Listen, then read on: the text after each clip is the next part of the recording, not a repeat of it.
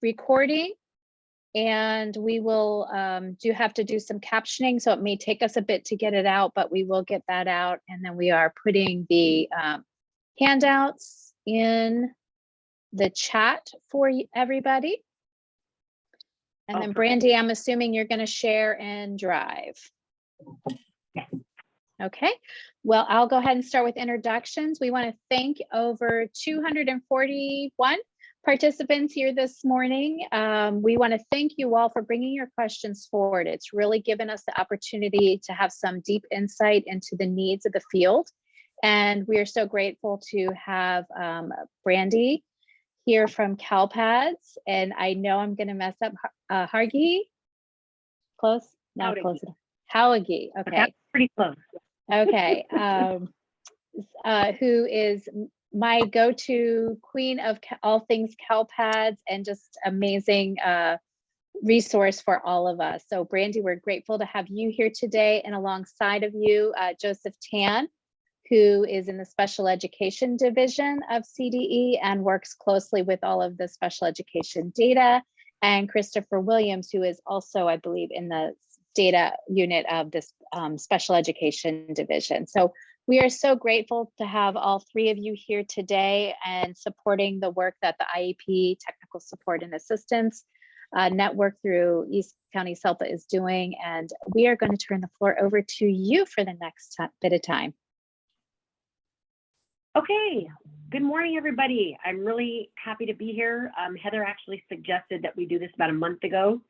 And in my opinion, it's sort of long overdue. You guys have been asking lots of questions about private schools. And so one of the things that I would like to suggest is, I know that the chat is probably available for you as well as the Q&A, but if you have specific questions about the content that I'm sharing today, if you could type them in the Q&A, that would be amazing.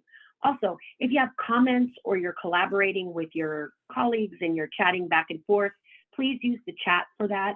Don't use the Q&A to put any sort of comments in there, but rather specific questions that you need answered related to the content that I'm going to share. Did you want to say something, Heather? We did turn off the chat because a lot of times that leads to confusion with where do people put questions, and we want to make sure we get everybody's questions answered. So as Brandy shared, everything will go in the Q&A, and then that will help us develop future resources where we can see where questions still remain. Awesome.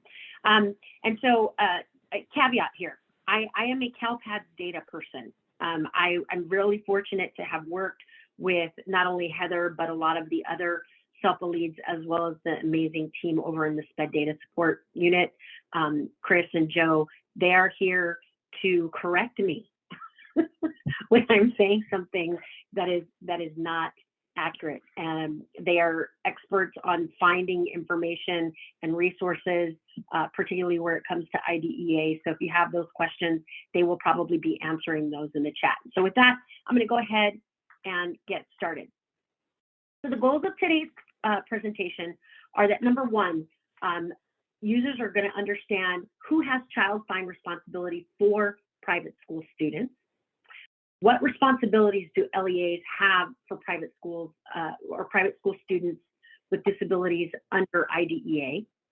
Which data are we requiring in CALPADS for these students with disabilities in private schools? And then finally, who is responsible for submitting those data?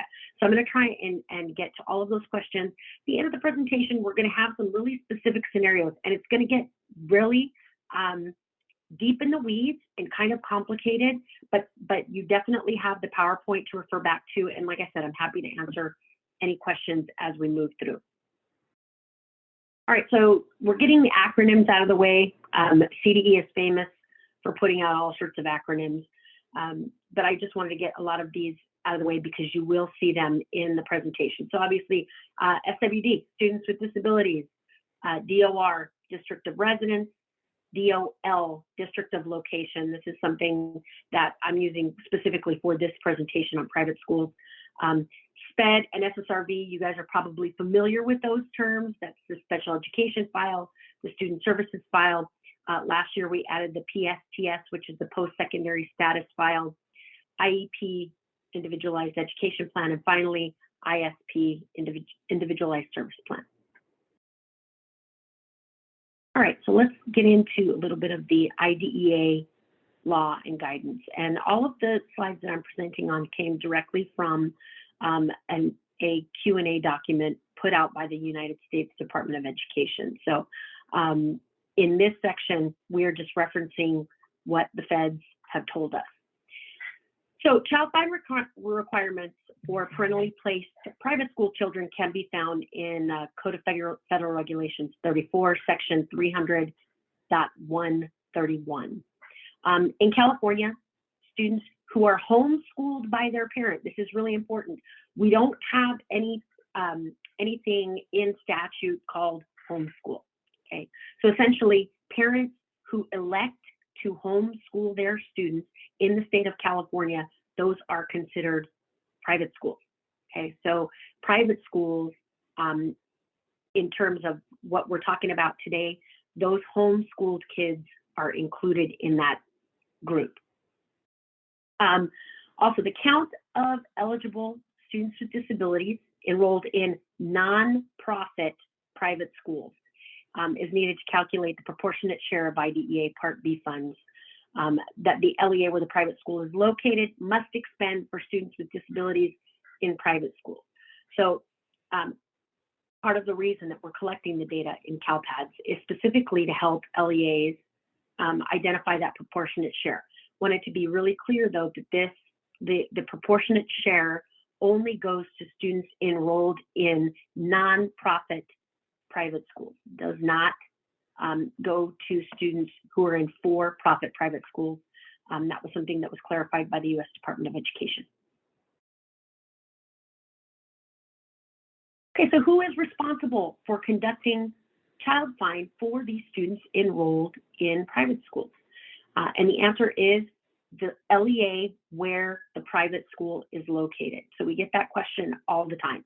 Is it the district of residence where the student resides, or is it the district where the private school is located? And the answer is, it is where the private school is located. And that district is responsible for locating, identifying, and evaluating all students with disabilities who are enrolled or parentally placed in private schools within that district. Now, historically, we know that in some counties where there are really, really large districts, some of your districts have gotten together and they've collaborated and have agreements because we do know that some of those large districts are responsible for evaluating large numbers of students because their districts are so large. Now, we're giving you the guidance as the U.S. Department of Education is giving it to us. And so if you have come up with those agreements, you know, the department is not saying that you can't do that anymore. We're just giving you the guidance from the U.S. Department of Education. Heather, were there anything else you wanted me to touch on that specific point? No, I think and we may, like you said, connect directly with some of those larger counties that have those special agreements, and maybe we can walk through their specific things, but we just recognizing that there are some differences in some parts of the state. Right. All right, so can a student with disabilities be evaluated by the district of residence? So number one, the U.S. Department of Education does not encourage it. However, a parent does have the right to have their student not only evaluated by the district of location where the private school is located, but also by their district of residence. Now, it should be said that if both of those LEAs decide to evaluate the student, they can do it collaboratively. They can be at the same meeting. They can do it separately, but they cannot share information about those evaluations with each other unless they have specific releases from the parent allowing them to do so. Okay, but if the parent does request it, both LEAs may conduct an evaluation. And we'll talk about what those data look like a little later on in the presentation. And Joe and Chris, if there's specific questions that you guys can't answer as you're, answering the questions in the Q&A, and you want me to live answer it, just let me know. Okay. I think, Brandy, while you're paused, I just want to make sure that my understanding is correct before I answer.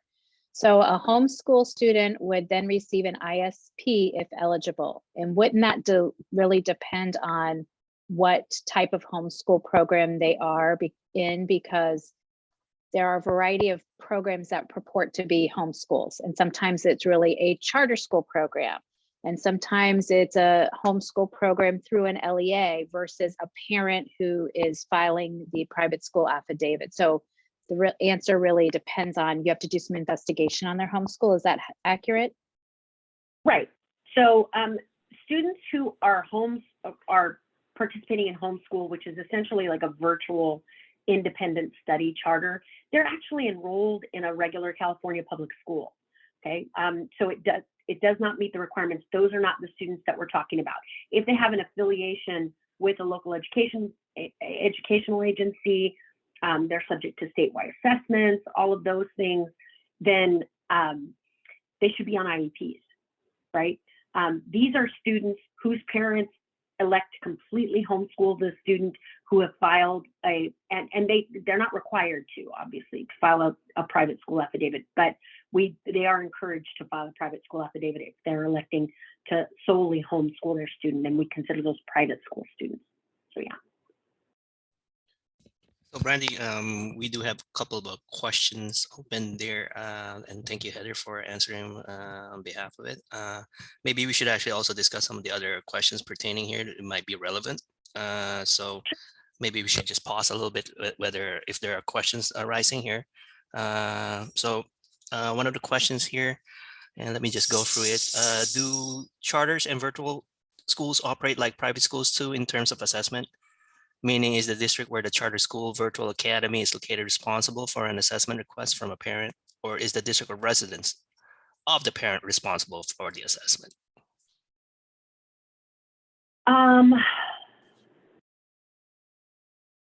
So, you know what, I'd like to table this because one of the issues with this question is, let's see, do charters and virtual schools operate like private school too in terms of assessment? So private schools are not required, students enrolled in private schools are not subject to statewide assessments, whereas public charters and virtual charters, virtual programs for kids who are enrolled in California public schools are public schools. I think they're talking about an assessment for eligibility.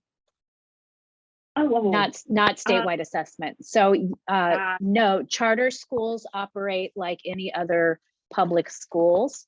And so the charter school or virtual school is responsible for conducting that evaluation, not the district of residence. So if a student is enrolled in a charter school or a virtual school that is a public school or private, they're not private schools, they're public schools. Charters are public schools. So that public school is required to do the assessment for eligibility for special ed. And if we've misunderstood your question, just let us know. And Christine, these evaluations, Brandy will go through in all of the slides and show you the difference between initial evaluations and triennial evaluations. Okay, and Katie, to answer your question, the federal guidance is that if the parent requests it, this is very important, both LEAs are required to conduct an evaluation, okay? Now, if you want to conduct those evaluations collaboratively, you may, but you can also conduct them independently. But if the parent requests it, you are required to conduct both evaluations. Okay. So I'm going to let you guys answer some of these questions. I'm going to keep it moving because we have a lot of content to get through. All right, so which district is responsible for the offer of free and appropriate public education? The district of residence is responsible for the offer of free and appropriate public education, otherwise known as FAPE. So if the student is attending a school in a district that is outside of their district of residence, The district where the private school is located is not responsible for the offer of FAPE. Okay, so if the student is found eligible, but the parent declines, then that district of residence is not required to make an offer of FAPE. If the student is eligible and the parent accepts the offer of FAPE, then the district of residence is responsible for providing that free and appropriate public education to the student. Which district is responsible for providing services through an ISP, the Individualized Service Plan? If the student is attending a private school outside of their district of residence, the district of location would be responsible for providing services outlined in that ISP. Who's responsible for conducting those triennial re-eligibility or eligibility reevaluations? That would be the district where the private school is located. So the district of location is responsible for conducting those re-evaluations every 3 years. Now, having said that, it does not mean that the district of residence cannot also conduct an evaluation. They can if the parent requests it.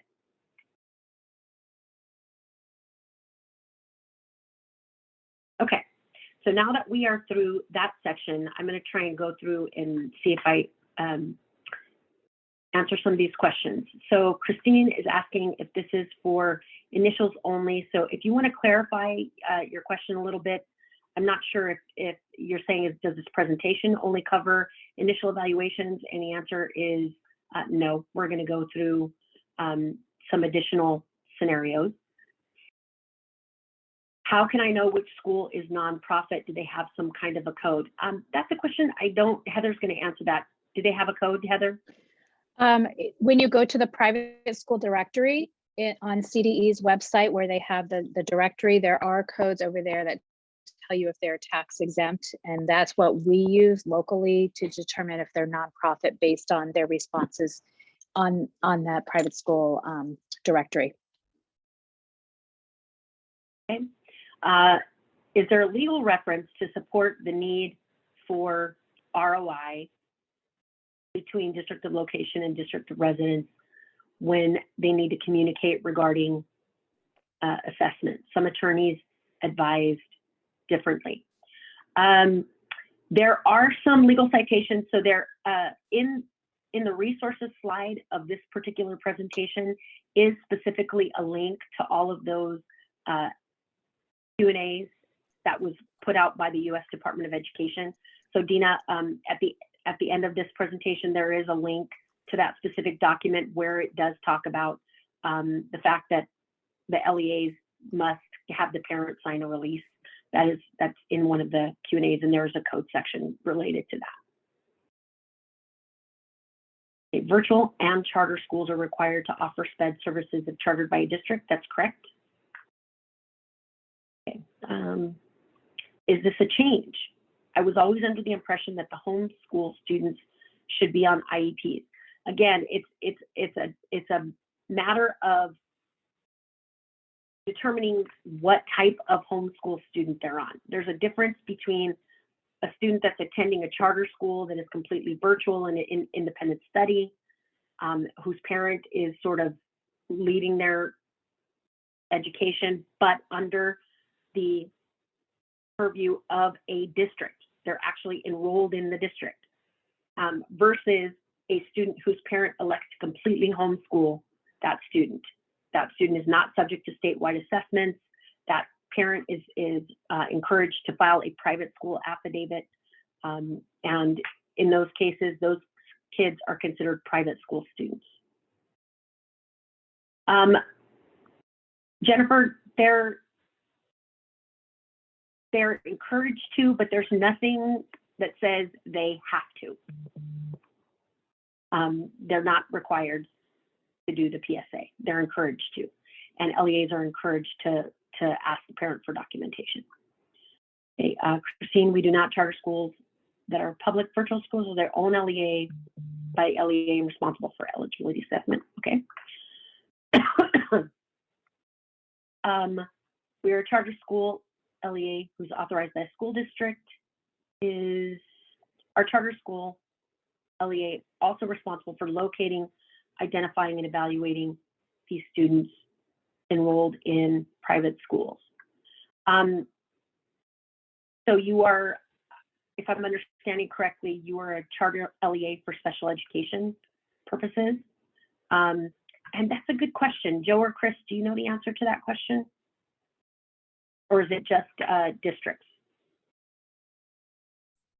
I believe it's only for districts here. Because of the geographic boundaries. Charter Correct. schools don't have geographic boundaries. Got it. Okay, do both LEAs report the initial evaluation? I'm going to cover that later, Brian. This is extremely problematic and is discouraged by U.S. Department of Education. When is California changing the policy of parents requesting both LEAs?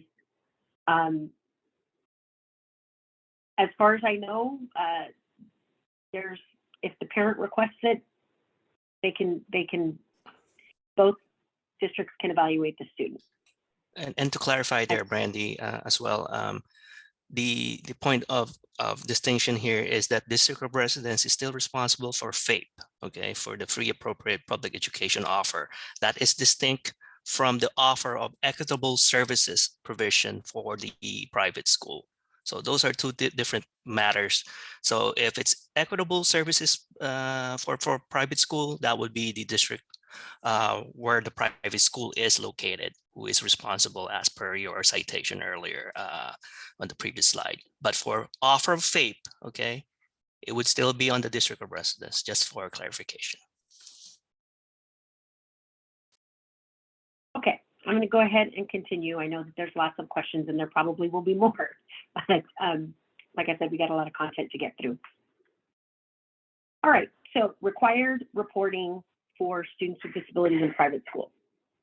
So the U.S. Department of Education requires that the California Department of Education collect counts of students with disabilities in private schools that have been evaluated for eligibility for special education for Part B. Counts of students on individualized service plans, and then counts of students with disabilities in private schools determined to be eligible for Part B services. So you'll notice that the U.S. Department of Education does not currently require us to collect services that are being delivered to students on individualized service plans. We do know that in some cases, the district is required to provide up to a proportionate share, and sometimes nothing beyond that. And so there sometimes will be students on ISPs who are receiving no services because they have received their proportionate share. And so a suggestion has been made by SELPA to relax the requirement and not require services be attached to those particular students. Right now, as it stands, we have not really had a thorough conversation about that at the state level, and that's something that we would have to talk about internally as to whether or not services would be required to be attached to ISPs. Right now, they are required, and they're required for internal monitoring purposes. So there is no change to that. Did you want to say something, Heather? Oh, okay. All right. CALPADS data submissions for students with disabilities in private schools. So we do collect information on these students in Fall 1. The data are required to be submitted in the special education file and the student services file. And this is a collection that collects parental consent for evaluations or active plans as of census day. So which kids had parental consent for evaluation or were on active ISPs as of census day. The data submission window goes from census day, the first Wednesday in October, generally through January of the following year. And then those data are certified in January. So for end of year 4, you're submitting the SPED file, the SSRV file, and the post-secondary status file. And what we're collecting at the end of the year are those students anytime between July 1st and June 30th who received parental consent for evaluation, were on active plans, or exited the special education program anytime between July 1st and June 30th. That data submission runs from May to August, usually August annually, and then generally it's certified towards the end of August. All right, so some tips about a lot of the data scenarios that we're going to get into. Number one, when I'm talking about private school students, for the purposes of this presentation, it does not include students attending non-public, non-sectarian certified schools. NPS students in CALPADS specifically look like public school students. They just happen to be enrolled at a school that has been certified by the Department of Education to provide services to students with disabilities on IEPs. Okay, so I'm not talking about NPS students. I'm solely talking about students that are enrolled in private schools or the homeschool students that we talked about a little earlier. Okay, next, private school enrollments can only be created for school-age students in grades kindergarten through 12th grade. Okay, so if you have a student that is preschool age and has a grade level of preschool, you cannot enroll them in a private school group in CALPADS. Okay, a lot of you know that as school 0000002.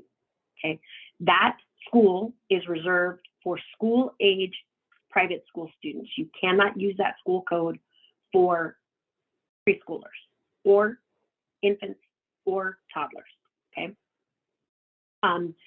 any preschool age students, okay, if they have a grade level of preschool and they're a student with disabilities and they qualified for Part B, they must be on an IEP. Okay, they cannot be on an ISP. Next, for students being initially evaluated, the enrollment date of that initial evaluation for private school students really reflects the district of location's obligation to evaluate. Okay, so that it reflects the date that that began. A lot of folks think that it reflects the actual enrollment in a private school. It may not, right? It may not reflect that. When did that district's obligation begin? Generally, it's after the student has been identified as a student with potentially a student with disabilities. And a lot of times you'll hold the meeting, the student is eligible, the parent wants the student put on an ISP, then it could actually reflect the meeting date. It does not necessarily have to reflect the day they started at the private school. I just want to be really clear about that. Sometimes it's the date that the parent gave consent for initial evaluation, right? That's the date that your obligation as the district of location began. Then for students that are already on active IEPs and transfer to a private school to be served on an ISP, that enrollment date represents the district of location's responsibility or the date that the district of location's responsibility began. Okay, it's very similar to what I just said. When they're transferring, it may not, that enrollment date that you're submitting up to CALPADS does not necessarily reflect the date they actually got to the private school. It's the date possibly that the meeting was held to agree on the ISP. I just wanted to convey that private school enrollment start dates are really less relevant than when did the obligation to provide services begin. Did you have a question, Heather? Like raising your hand. Yes, we do have some questions in the chat regarding TK. So those students that are in TK, that's considered kindergarten. And this may be a Joseph question. Is there a difference on their age between age 5 and 6 of when they can be on a service plan? Yeah, as Brandy pointed out on the slide earlier, or in the current slide actually, that the preschool age 3 to 5 has to be on an IEP because as per the actually CALPADS Flash 167, I believe, we do provide guidance there and that any preschool age 3 to 5 has to be on an IEP because we don't have a definition as a state for elementary schools for that matter. So grades age 5, yeah, go ahead. Does that include any 5-year-olds that are kindergartners?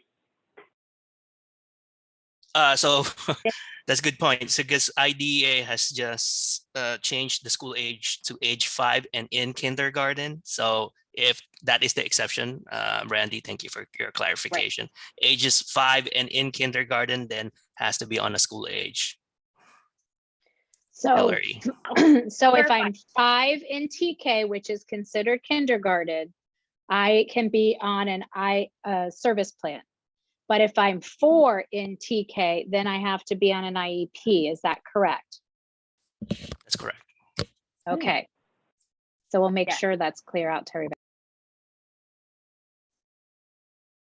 Okay. All right. So we're going to get into this next section, which are some data scenarios specifically for initial evaluation. Okay. So what these slides represent is a specific scenario when you're initially evaluating a student with disability in a private school, and what data would be required to be submitted to CALPADS for that initial evaluation.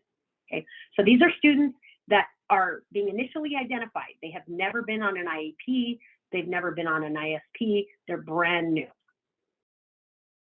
All right, so our first scenario is our evaluation is pending. So the student is enrolled in a private school, is identified by the district where the private school is located, and is needing an evaluation for an individualized service plan. So what data are required in CALPADS? Well, first of all, the district of location needs to submit an enrollment with status 50. That's our non-ADA enrollment, okay, at the private school. That's school code 002. Those things go hand in hand, folks, for students that are going to eventually end up on individualized service plans. That enrollment status 50 and school 002. That essentially tells the department that they're enrolled in a private school.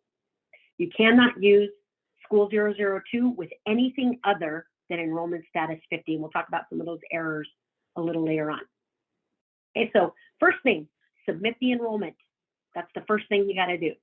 Okay, the enrollment start date in this case should equal the date that the parent consented to initial evaluation. Okay. Next, after that enrollment has posted, because you need that enrollment in CALPADS, the next thing is to send up the SPED record.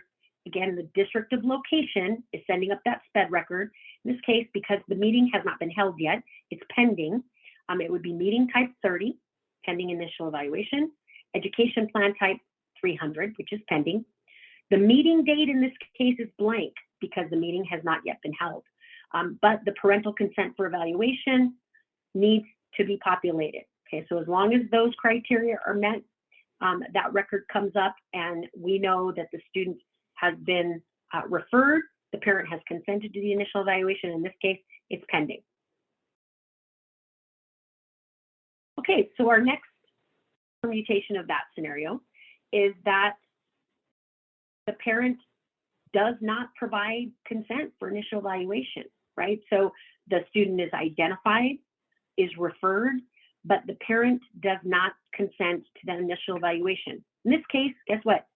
You're not required to submit any data to CALPADS, okay? The parent has to consent to initial evaluation before a record can be posted in CALPADS.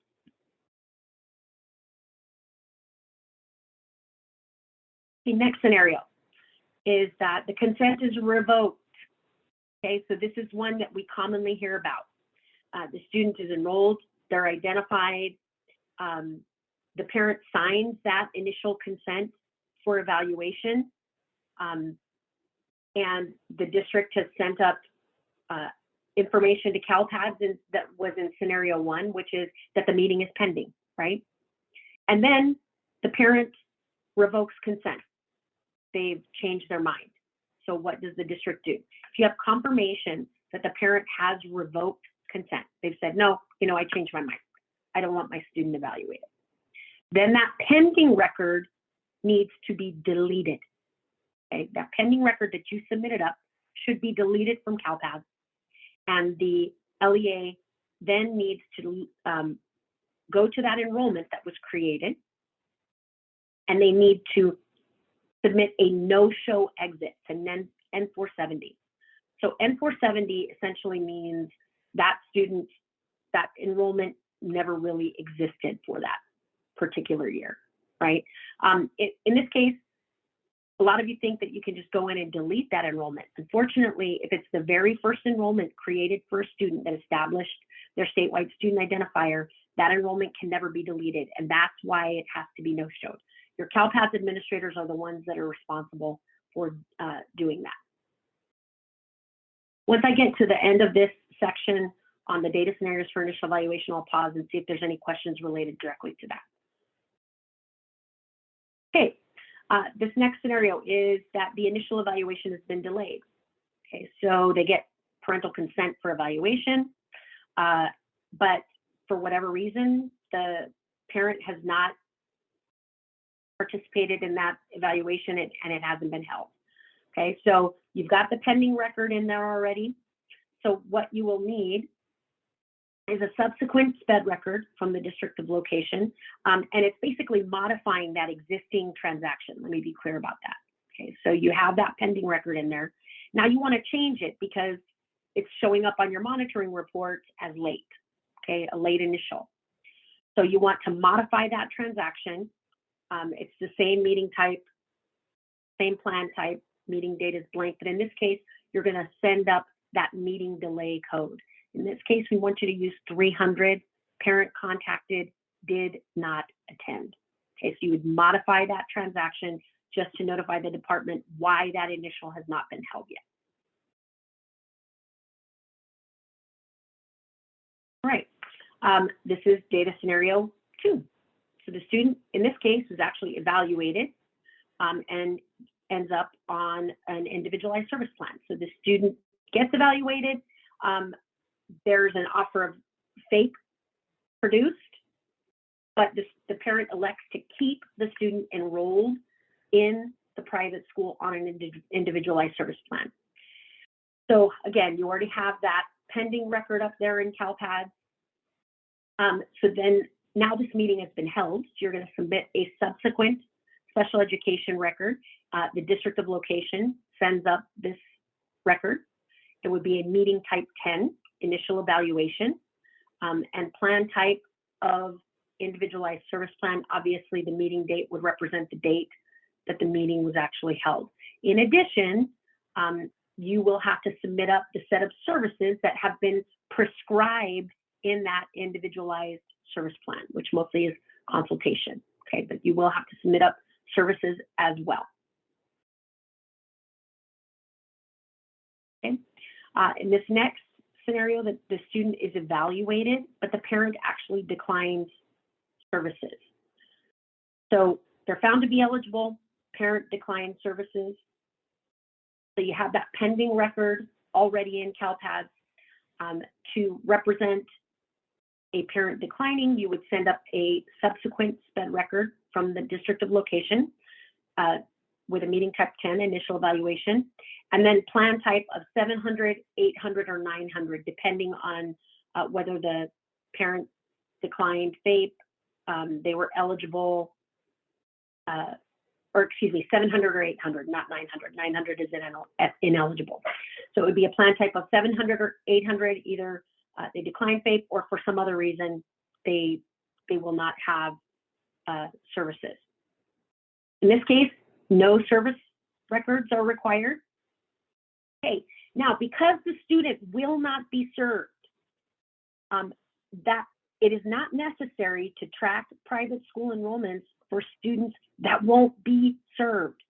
So in this case, you're going to nullify that enrollment by having your CALPADS administrator submit up an exit code of N470, which is a no-show code, which essentially nullifies that private school enrollment. So now we have the SPED record, we know they were evaluated, we know the parent declined services.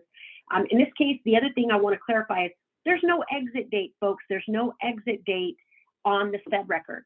You know why? Because they never received services, right? The parent declined those services. There would not be a SPED exit date. However, again, you do have to exit the enrollment with an N470 no-show code. Oh, the other thing I wanted to clarify about N470 exits. One of the requirements is that the exit date is 1 day prior to the enrollment start date, right? So it really says this kid was never actually here, right? Along with the exit code of N470, and we have a validation now that requires that. All right, so this is a student who's been evaluated but isn't eligible. So the meeting was pending, then you've held the meeting, they were eligible, or excuse me, they were determined to be ineligible for Part B. So you would get a subsequent record from the district of location with meeting type 10, initial evaluation. In this case, the plan type would be 900 ineligible. No service records would be required.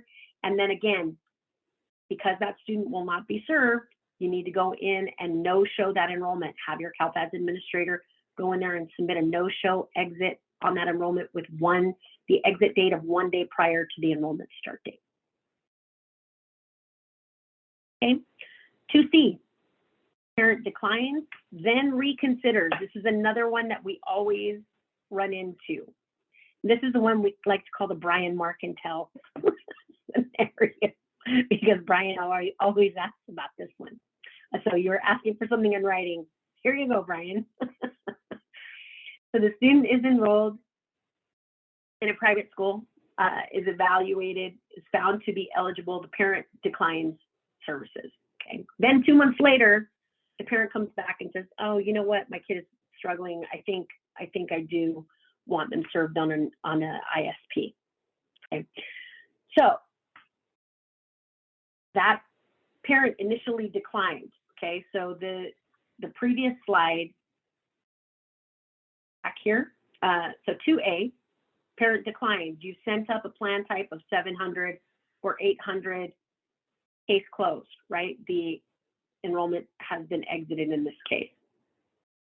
Now, one of the things I just realized about this slide is that there's, if you submit up a subsequent special education record from that district of location, so one thing that is missing on this slide that just came to my brain is, what's the first thing that you have to have in CALPADS in order to submit up a SPED record for that student?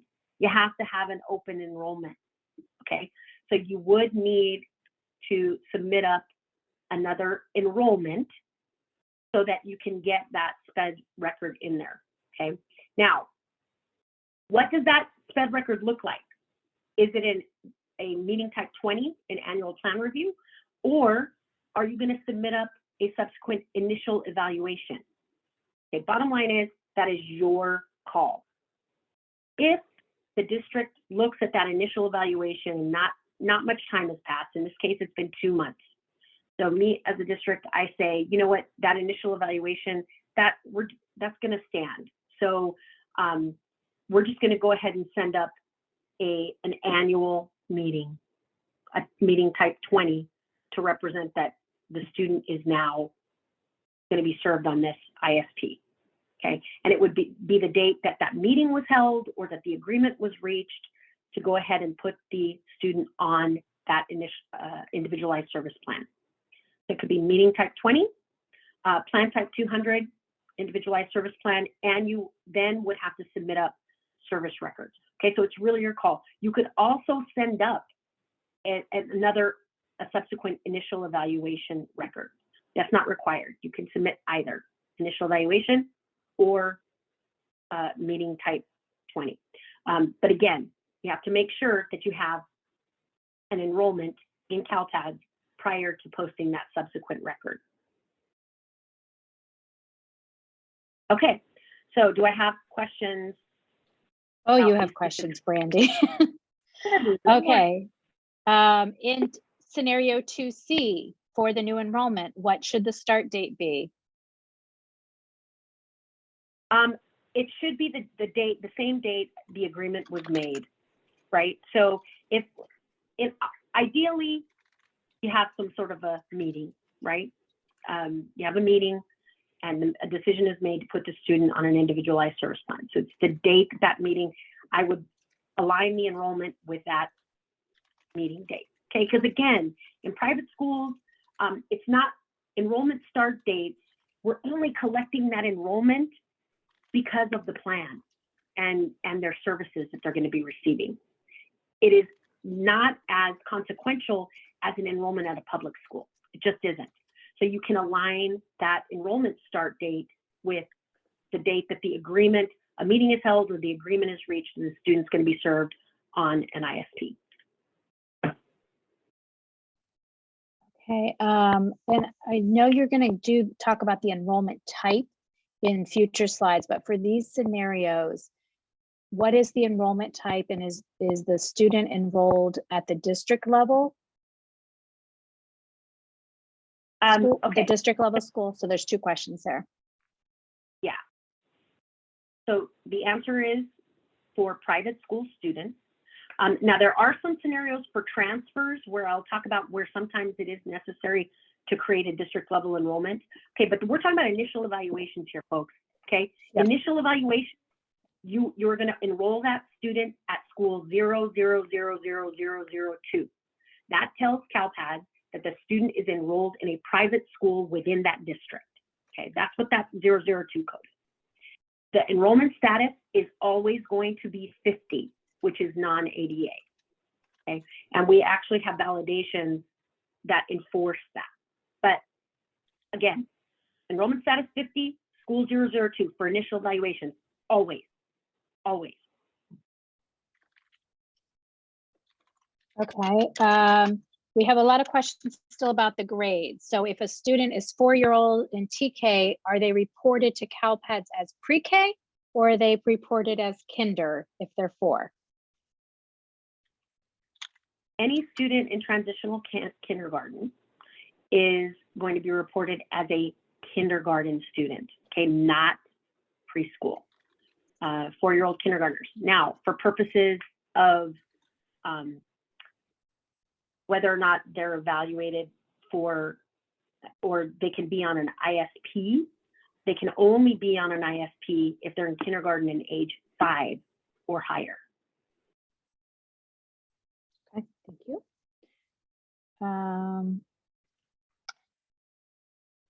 So Joseph or Chris, are you seeing any other questions for Brandy at this moment? We're at Mark 1036. I just want to clarify from Jean Lu. She has a question. We always understood that the DOR is required to conduct the initial evaluation and offer FAPE. If the parent declined the offer FAPE for an IEP, then the DOL would be responsible to complete and implement the ISP. That is, again, the offer FAPE is with the district of residence. This is your procedure. If they decline the offer FAPE there, then the DOL rather would also, of course, offer the equitable services provision under the ISP. But the child find responsibility is with the district of location. Correct. I mean, that's the bottom line. They're responsible for identifying the students and evaluating them. If the parent requests an additional evaluation from that district of residence, then both districts are required to conduct that evaluation. If that's your local process and you do it anyway, there's nothing wrong with that. Correct. Okay, we have a question at 1046, just confirming for scenario 2C. If we choose a plan type 20, do we use the same date as the initial meeting date or the date the parent comes back? It seems that an annual meeting type and an annual meeting type on the same day is going to cause some type of error. It should not be the initial meeting date. Okay, you're going to get an error if you use that initial meeting date, because you can't have an initial evaluation and an annual on the same day. Because remember, you've already got that initial evaluation record in there that said the parent declined. Okay, so that subsequent record needs to come up with the date that either a meeting was held or that the agreement was reached to put that student on the ISP.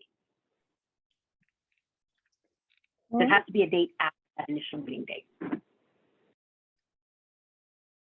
Okay, and then it's the DOL, the district of location for the private school, that's required to submit this data to CALPADS, because the district of location is the one that is doing all of these activities, correct? Yes, that is Okay. correct. Okay. Well, and please, I know there are a lot of questions in the chat. Don't worry, we will either get to it here or we will get a Q&A out because there are a lot for us to weed through. So we haven't lost your questions. So thank you. Keep them coming. Okay, so moving on to annual plan review scenarios. Okay, this is data scenario 3. There's an annual that's held for the student. Their existing plan is continued, right? They're going to stay on that individualized service plan. So the required data in CALPADS is obviously you would need the enrollment in there. You've got your pending meeting, and in this case, in scenario 2, that student was determined to be eligible, so you've already got their plan type of 200 in there. The subsequent record that comes up for the annual plan review is another meeting type 20, plan review.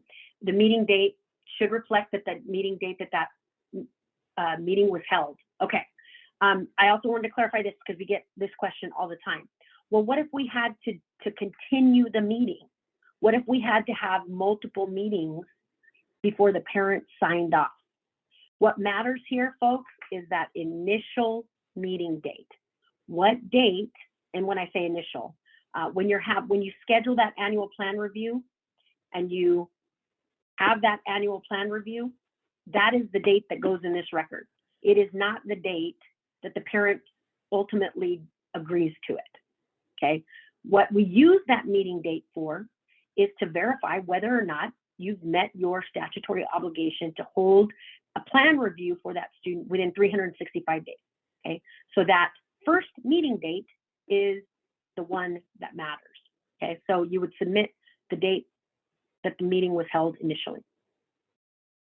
Plan type would be 200, and then you would send up any services associated with that individualized service plan.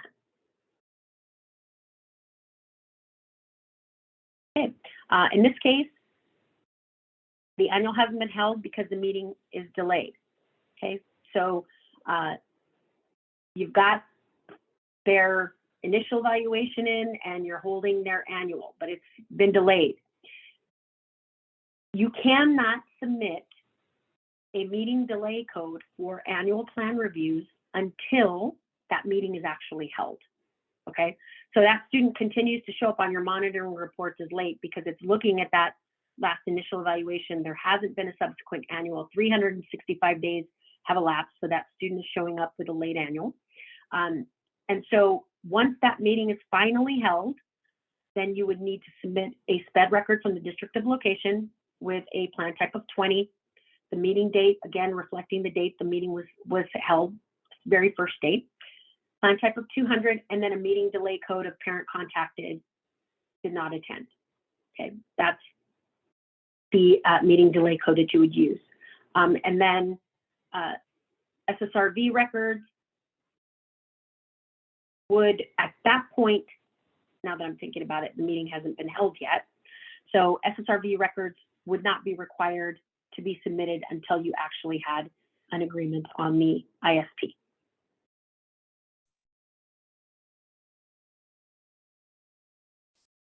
Oh, excuse me. You had agreement on the ISP because you're reporting it as delayed. I'm sorry. I haven't had enough tea yet. I'm getting there. And we're going to take a break in about 5 minutes, by the way. Okay, next scenario 3B. You have an annual review and the parent chooses during that annual review to withdraw the student from special education. Okay, so what you would need is a transaction, a subsequent transaction from the district of location. The meeting type is 20, plan review, the meeting date reflecting the date the meeting was held, plan type of 200.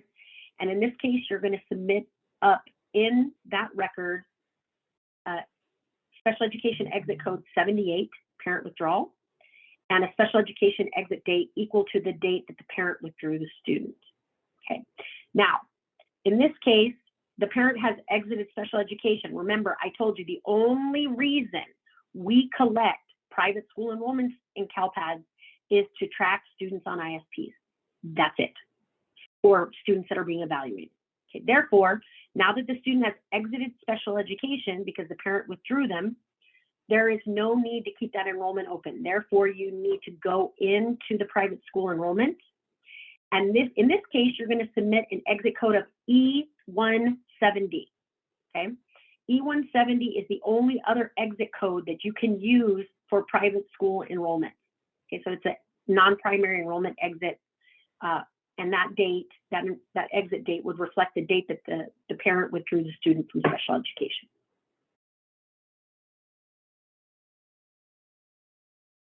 (3C), plan reviews done by district of location and district of residence. Okay, some districts of residence conduct annual reviews along with the district of location. Okay, so their 365 days is up. The district of residence, in this case, chooses to conduct a review and makes an annual offer of FAPE, but the parent chooses to keep the student enrolled in the private school. Okay, so in this case, the data that come up to CALPADS are only from the district of location. Okay, folks, there are some districts of residence, again, that make those annual offers of FAPE, and they conduct those annual plan reviews, or they conduct triennial eligibility reevaluations. Unless the parent accepts that offer of FAPE and elects to attend a school within that district, we do not require the district of residence to submit up any data to CALPADS for those annual offers of FAPE. We do not. Okay.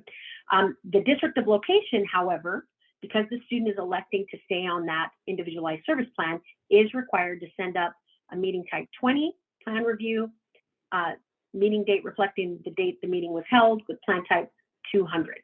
Okay.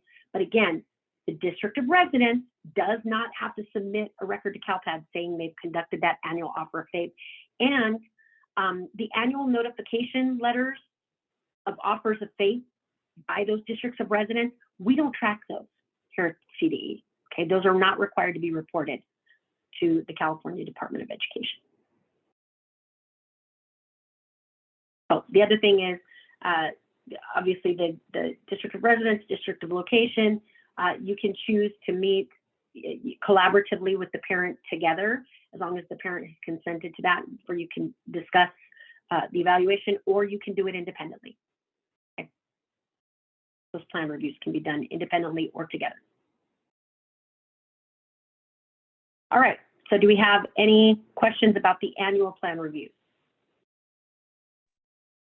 We have so many questions. Okay.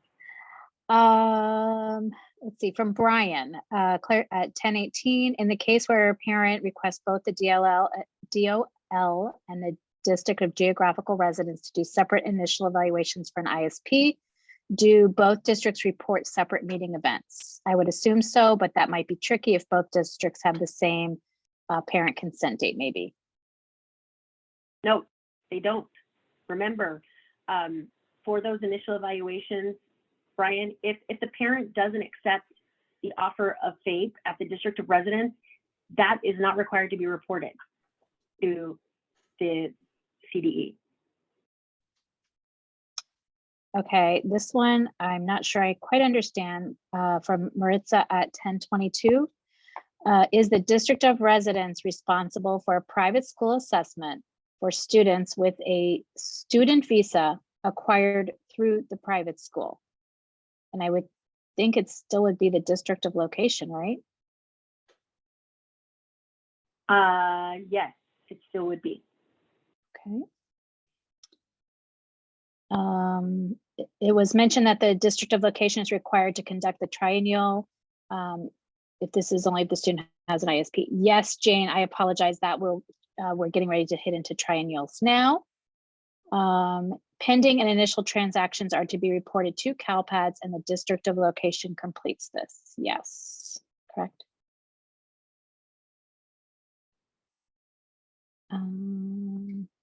Students attending NPS will be reported in the school with the CDS code ending this NPS group 0001. and students being evaluated and reported with a school with a CDS code ending in 002 for private school. Correct. Okay. I am sure I am missing some. We're trying to do as many as we can that through the chat. Dominic at 1037 in scenario 1C, our SEDS does not send transactions as updates, so the CalPADS admin would first have to delete the transaction from CalPADS, and then the SEDS admin would resubmit with the delay code. Yes, Yeah. right, and that's right. So that's a good point, Dominic. So yes, you would have to delete the transaction from CalPADS, resend that transaction with the delay code. Okay. Can you confirm if all private school students who get evaluated must have an SSID, whether or not they qualify? Yes. Yeah. Remember, you have to get an SSID. That enrollment has to be there in order for you to submit up that initial evaluation record. Okay, so we're at 11:01. So what I'd like to propose is that we take like a 5-minute break. Okay. So everybody come back here at 11:06, and then we'll get into triennial scenarios as well as the transfer scenarios, which are going to be hairy. So get some coffee, please. And we'll still work on questions while you all are taking a break.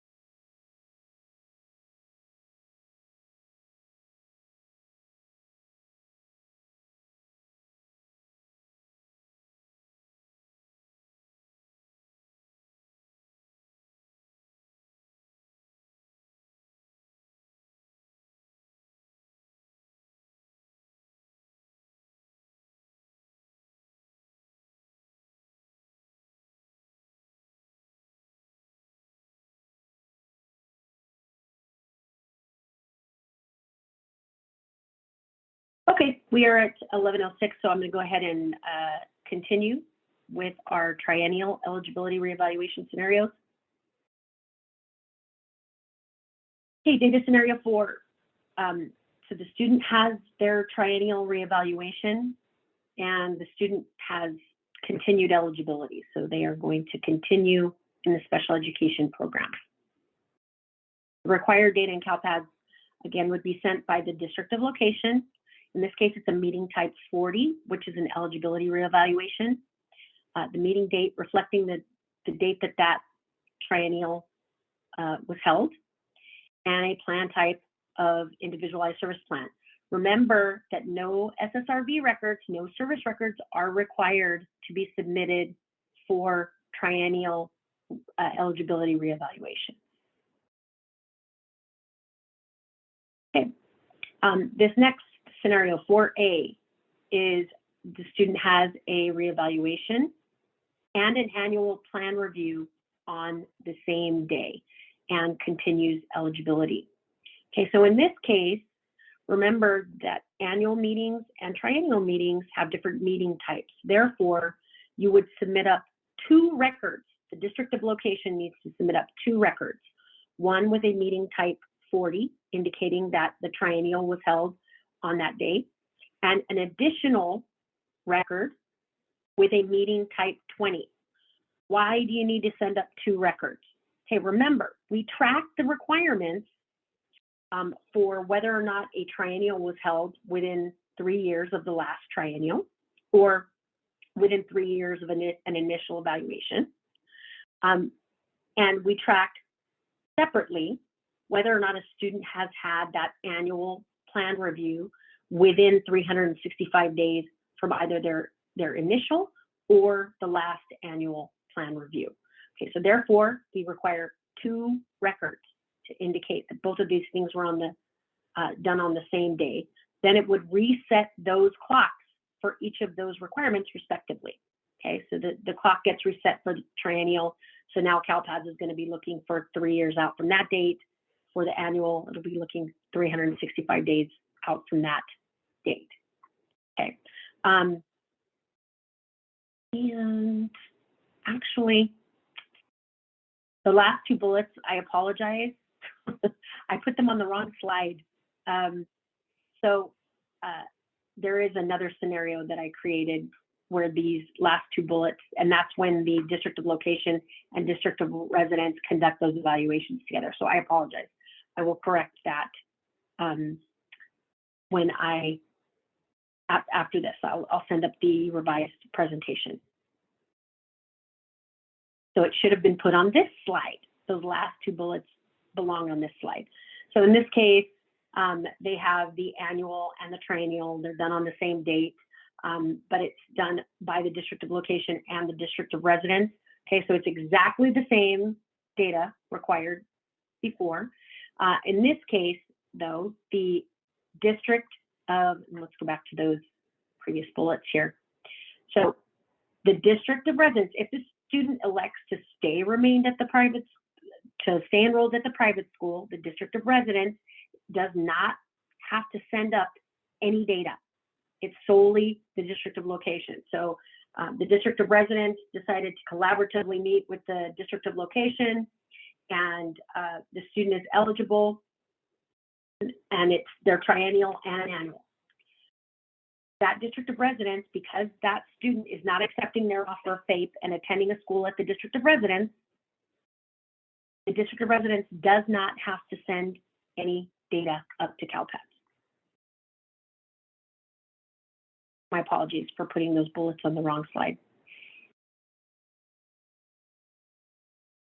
Okay, data scenario 4C.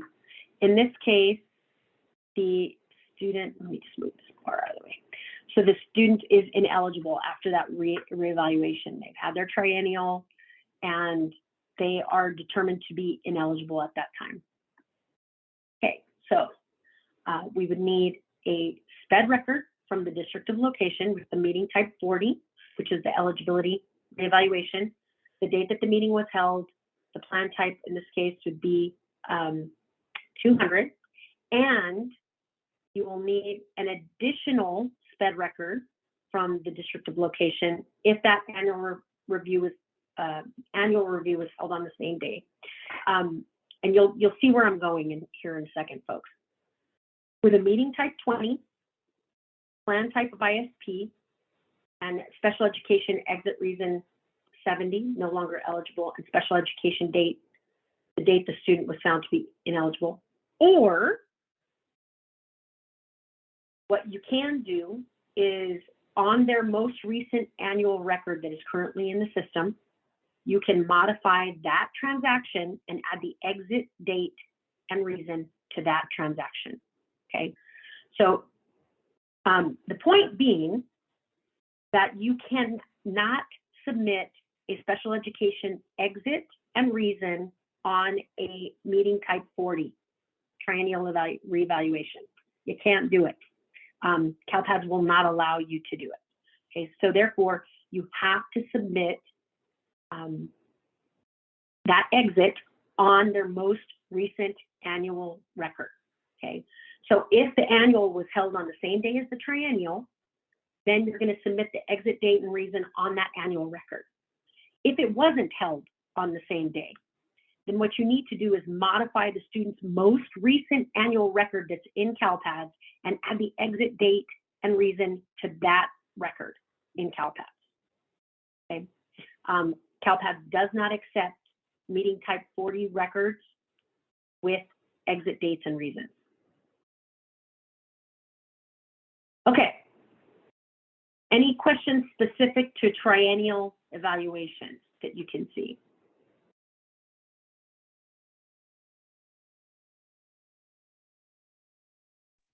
Not yet.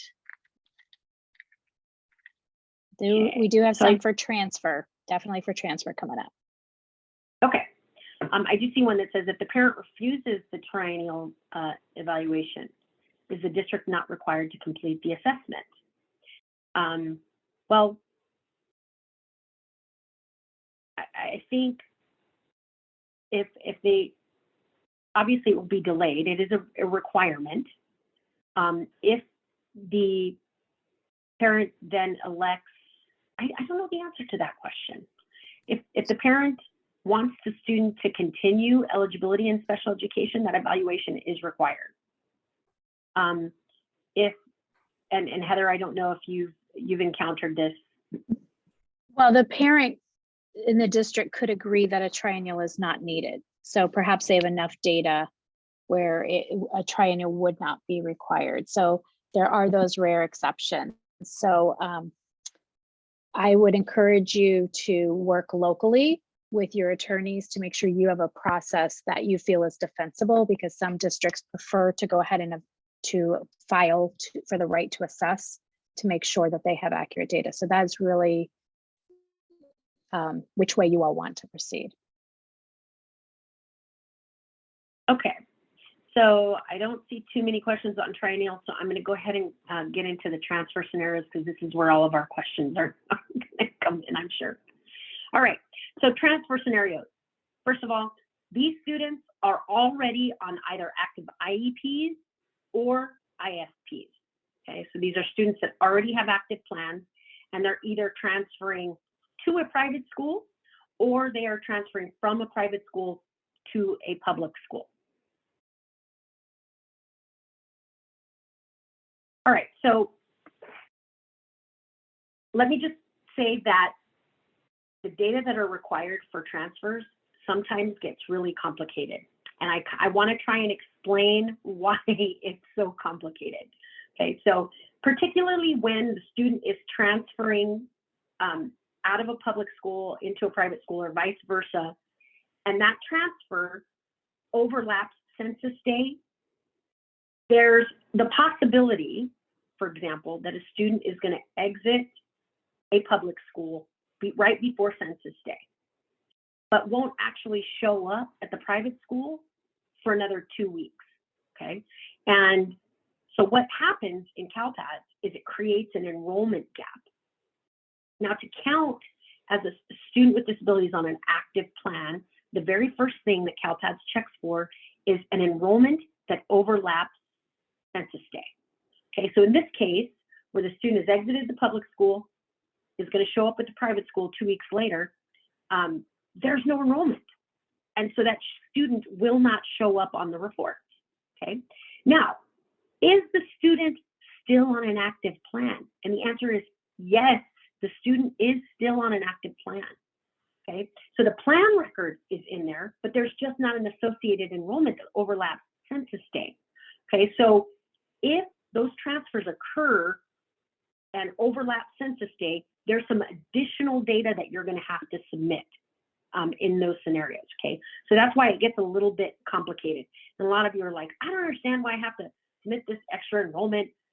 It's so that we can represent and you can represent the fact that the student is sort of in this transitional period, but they're still on an active plan. So we require you to create sort of an enrollment that reflects your responsibility for the student. Okay, that's essentially all it is. Here's what I mean. Okay, so in this case, if you look at this example, this demonstrates the gap. So you've got this student who's transferring from a public school to a private school. That public school enrollment they enrolled on the 1st of September, and they exited that school on October 1st. In this case, census day is October 5th, but they don't show up at the private school until October 15th. Okay, so there is an enrollment gap. The student is still on an active IEP, right? That IEP, they're still eligible for special education services. So the IEP overlaps census day, but there's no enrollment to tie it to. So the student will not show up as active. And so we have to have you submit specific data indicating your responsibility. That will allow that student to actually show up on the report. All right, so let's talk about transfers from private to public first. I'm going to go into those scenarios. All right, so in this case, this is just a regular transfer. There is no overlap with census day. Census day is not a factor in this case, okay? So the student is enrolled in a private school on an ISP. In an annual review, the student actually accepts the district of residence offer of FAPE, okay? This is during the middle of the year, okay? So the student is now going to go to a public school.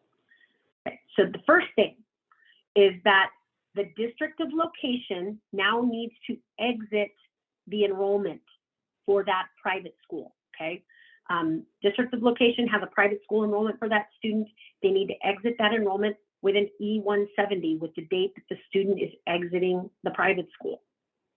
Then next, now the district of residence has a responsibility because that student has accepted the offer of FAPE. So the district of residence needs to submit a primary enrollment. That's an enrollment status of 10. Excuse me.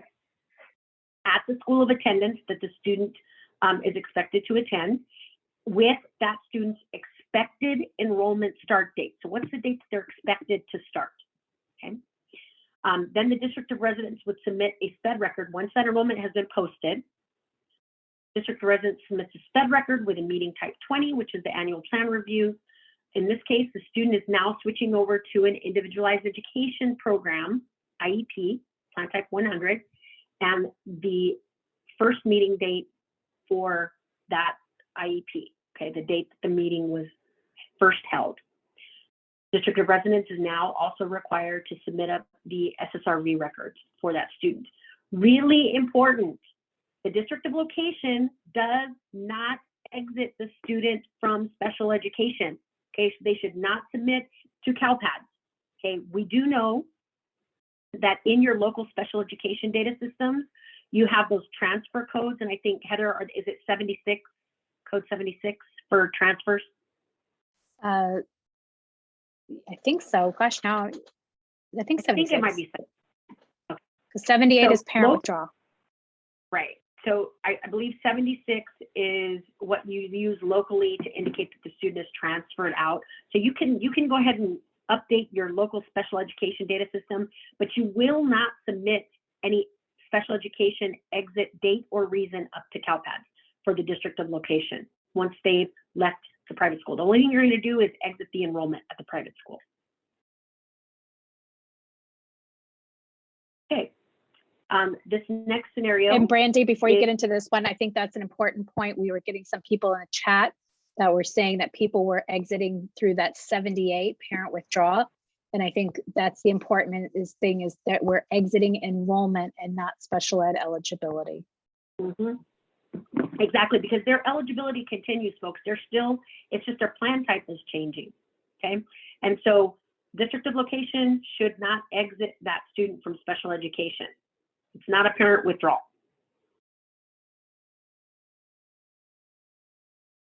Okay, this next scenario is where it's a transfer from a private school to a public school. In this case, now that transfer overlaps census day, okay?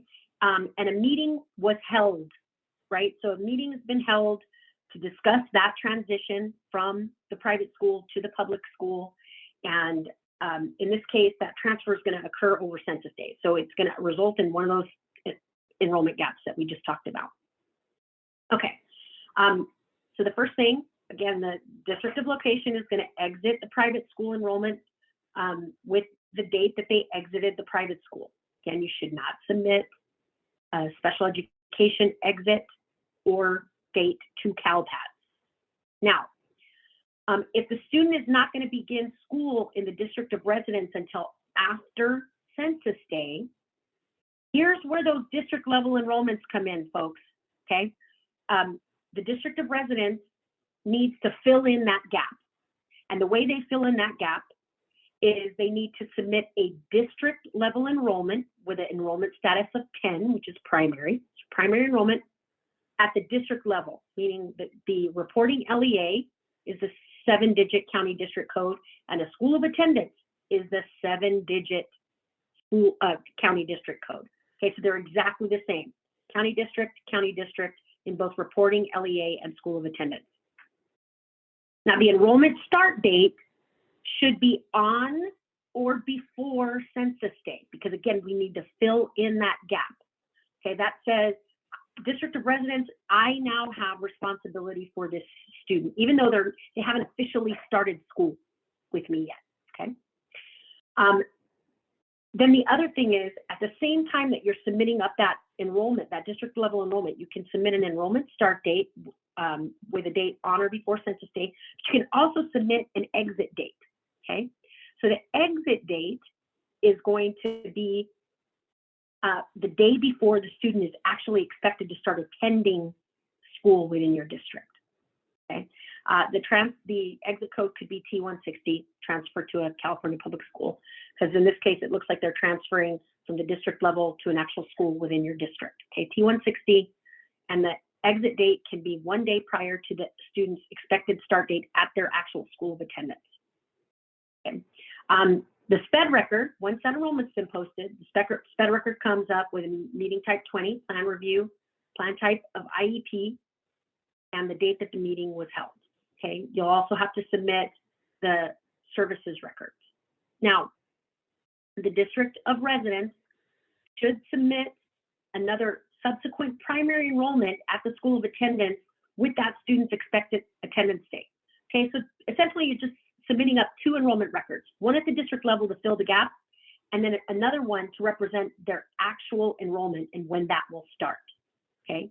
So that way, that student gets counted on the district of residence's report on census day, because you have responsibility for that student because they've left the private school. And again, this assumes that that meeting was held prior to the student enrolling in the public school.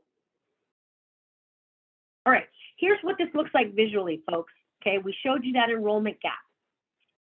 Okay, so the private school enrollments and records are represented in blue.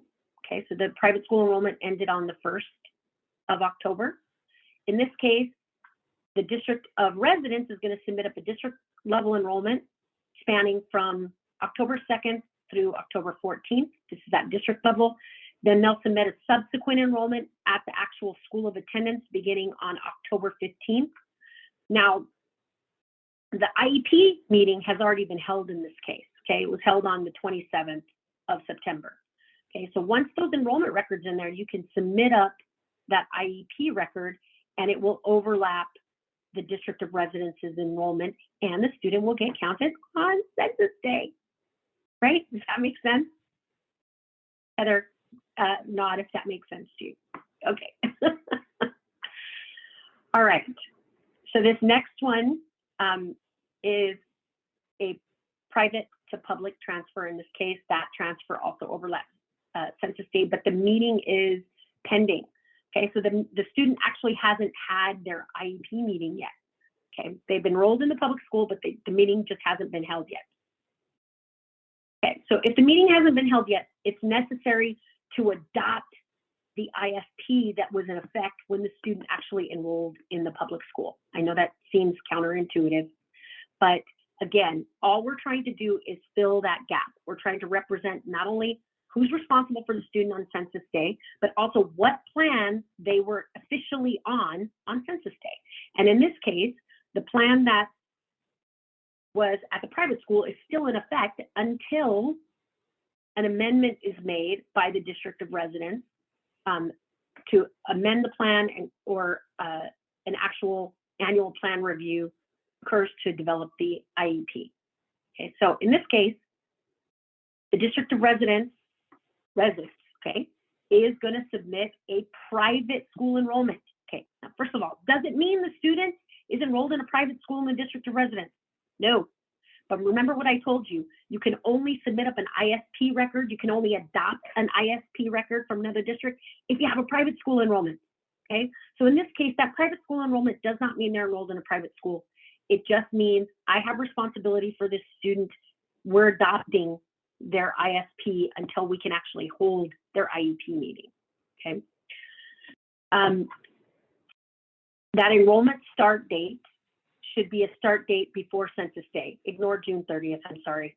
This is a typo. But the enrollment start date should be on or before census day. Then the district of residence would submit a SPED record reflecting the plan in place prior to the meeting. So essentially you're adopting the ISP from the district of location.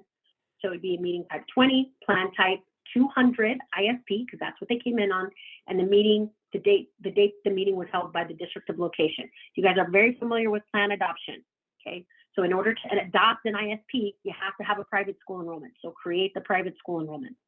Now, once the meeting has been held by the district of residence for their IEP, then you would submit a subsequent SPED record with a meeting type 20, plan review, the plan type IEP, and obviously the date that the meeting was held. This is what this looks like, folks, okay? Again, their IEP meeting has not been held yet. So in this case, they exit the private school on 10/1. Now the district of residence has responsibility for them. So in order to adopt that ISP record, they create this private school enrollment spanning 10/2 to 10/14.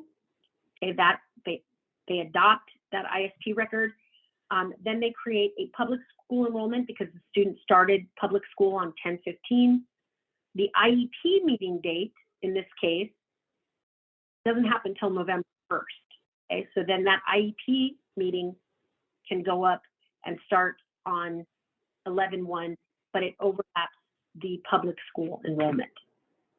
Okay, so in this case, on census day, the student is counted on their ISP. So on the reports, they will show up at the district of residence on an ISP because the student's IEP has not yet been established. I hope this is making sense to you guys. All right. So private to public transfers, did you have any specific questions on these?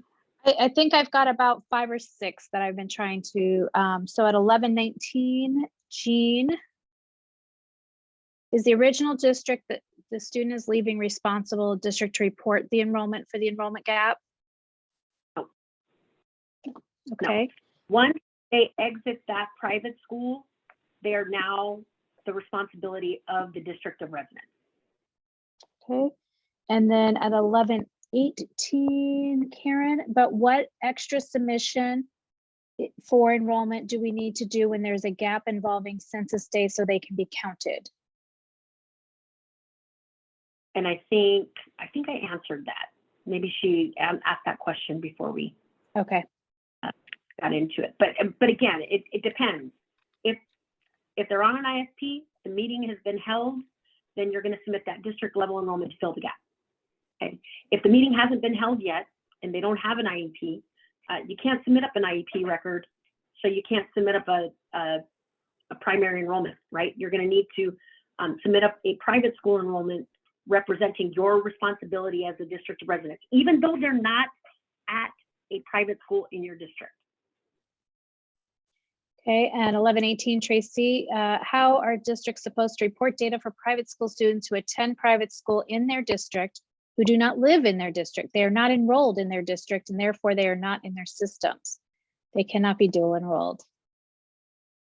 Okay, so that's one of the reasons, Tracy, that we created that enrollment status for you. So enrollment status 50, that enrollment at a private school, essentially they're not technically enrolled in your district, right? That's why we call it a non-ADA enrollment. And your student information systems have ways of using that enrollment status so that those students aren't counted towards average daily attendance and course taking. They don't schedule them for courses, they don't take attendance for those kids. So your student information systems have a way of filtering out the enrollment status 50. Okay, Jeremy at 1127. In that visual, it shows the IEP meeting date as the date prior to the district of residence enrollment. Wouldn't the DOR receive a GER 5 for not having the student for the time the IEP meeting was held? No, they won't. And that's because the only time that we're actually validating ownership of those SPED records is when you exit the student.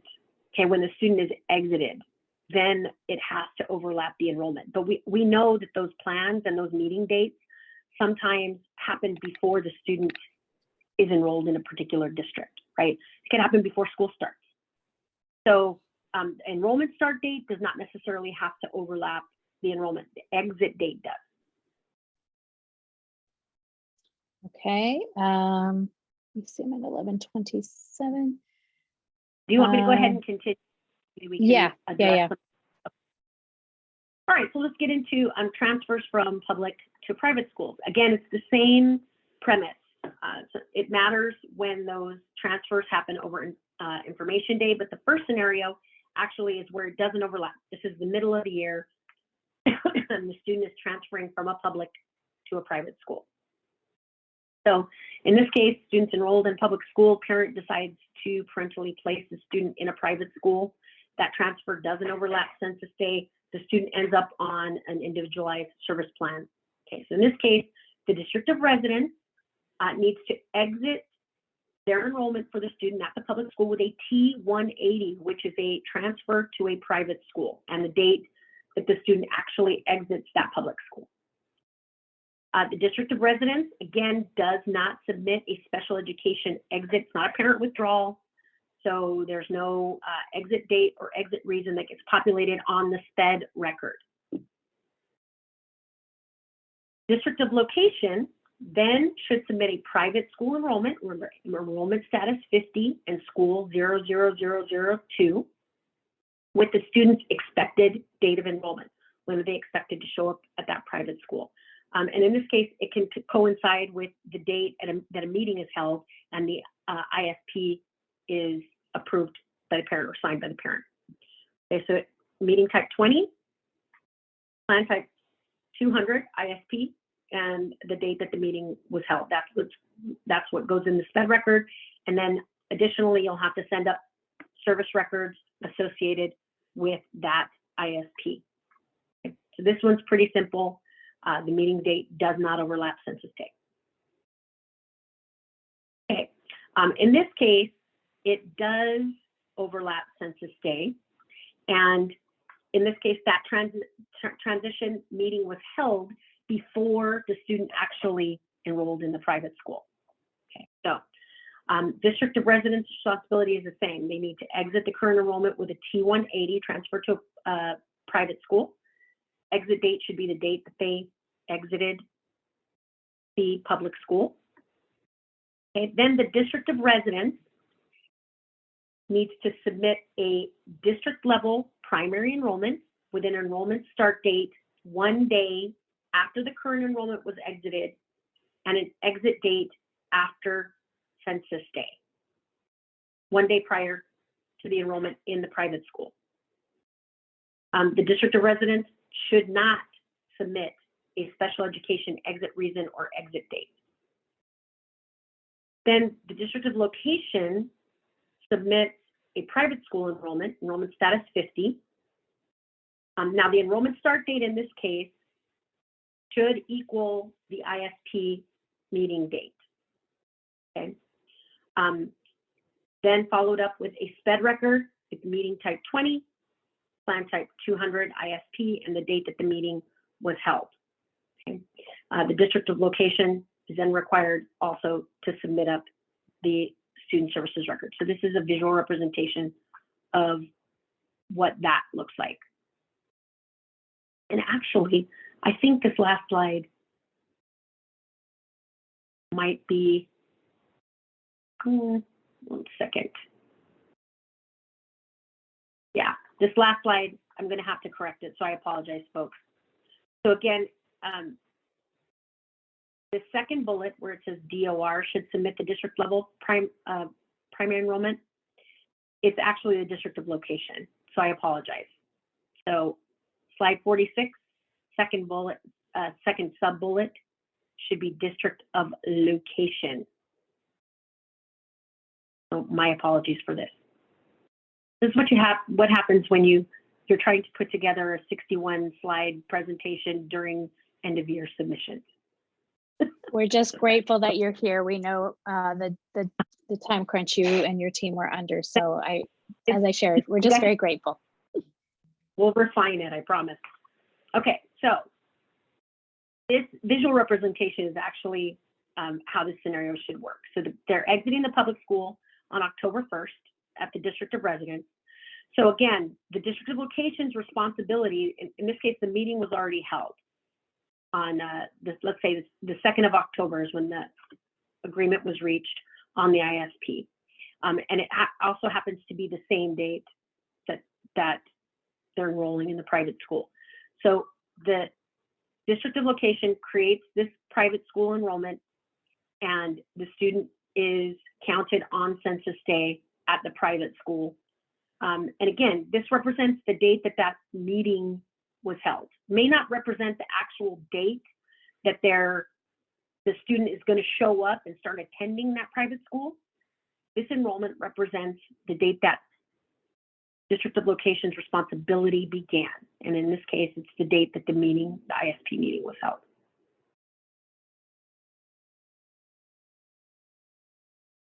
All right, so this is when the meeting is pending.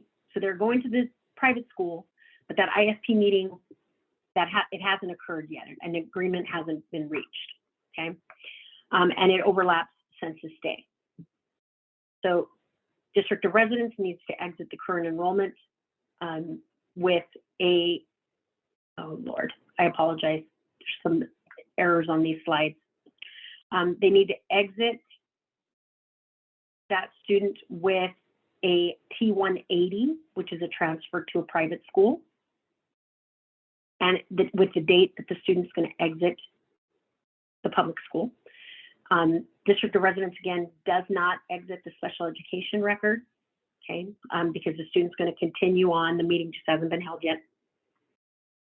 Then the district of location needs to submit a district level primary enrollment with a 1-day enrollment start date, 1 day after the district of, because remember, the student's on an active IEP. The meeting has not been held yet, okay? So I need to submit an enrollment that fills that gap and a plan that is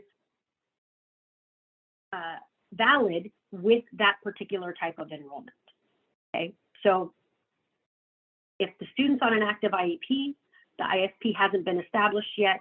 The district of location now needs to adopt that student's IEP because that's what's in effect in the interim during that enrollment gap, okay? So then the district of location is going to submit private school enrollment, a subsequent private school enrollment status 50 with school code 0000002. The enrollment start date would be the date that that ISP meeting was held, okay? So what date was an agreement reached? What date was the ISP meeting held? Then they would submit a subsequent SPED record with meeting type 20, plan type 200, and the meeting date would represent the date that the meeting was held, and they would have to submit up the service records associated with that ISP. So this is a visual representation of what that would look like, okay? Public schools' responsibility for their IEP ends October 1st. That's when the student exited. So now they're the district of location's responsibility, okay? The district of location submits up a district level enrollment, primary enrollment status 10, adopts the IEP that was in effect when they became the responsibility of the district of location, and then would submit a subsequent private school enrollment with the same date that the ISP meeting actually occurred. Okay, so in this case, on census day, the student would be counted at the district of location on an interim IEP.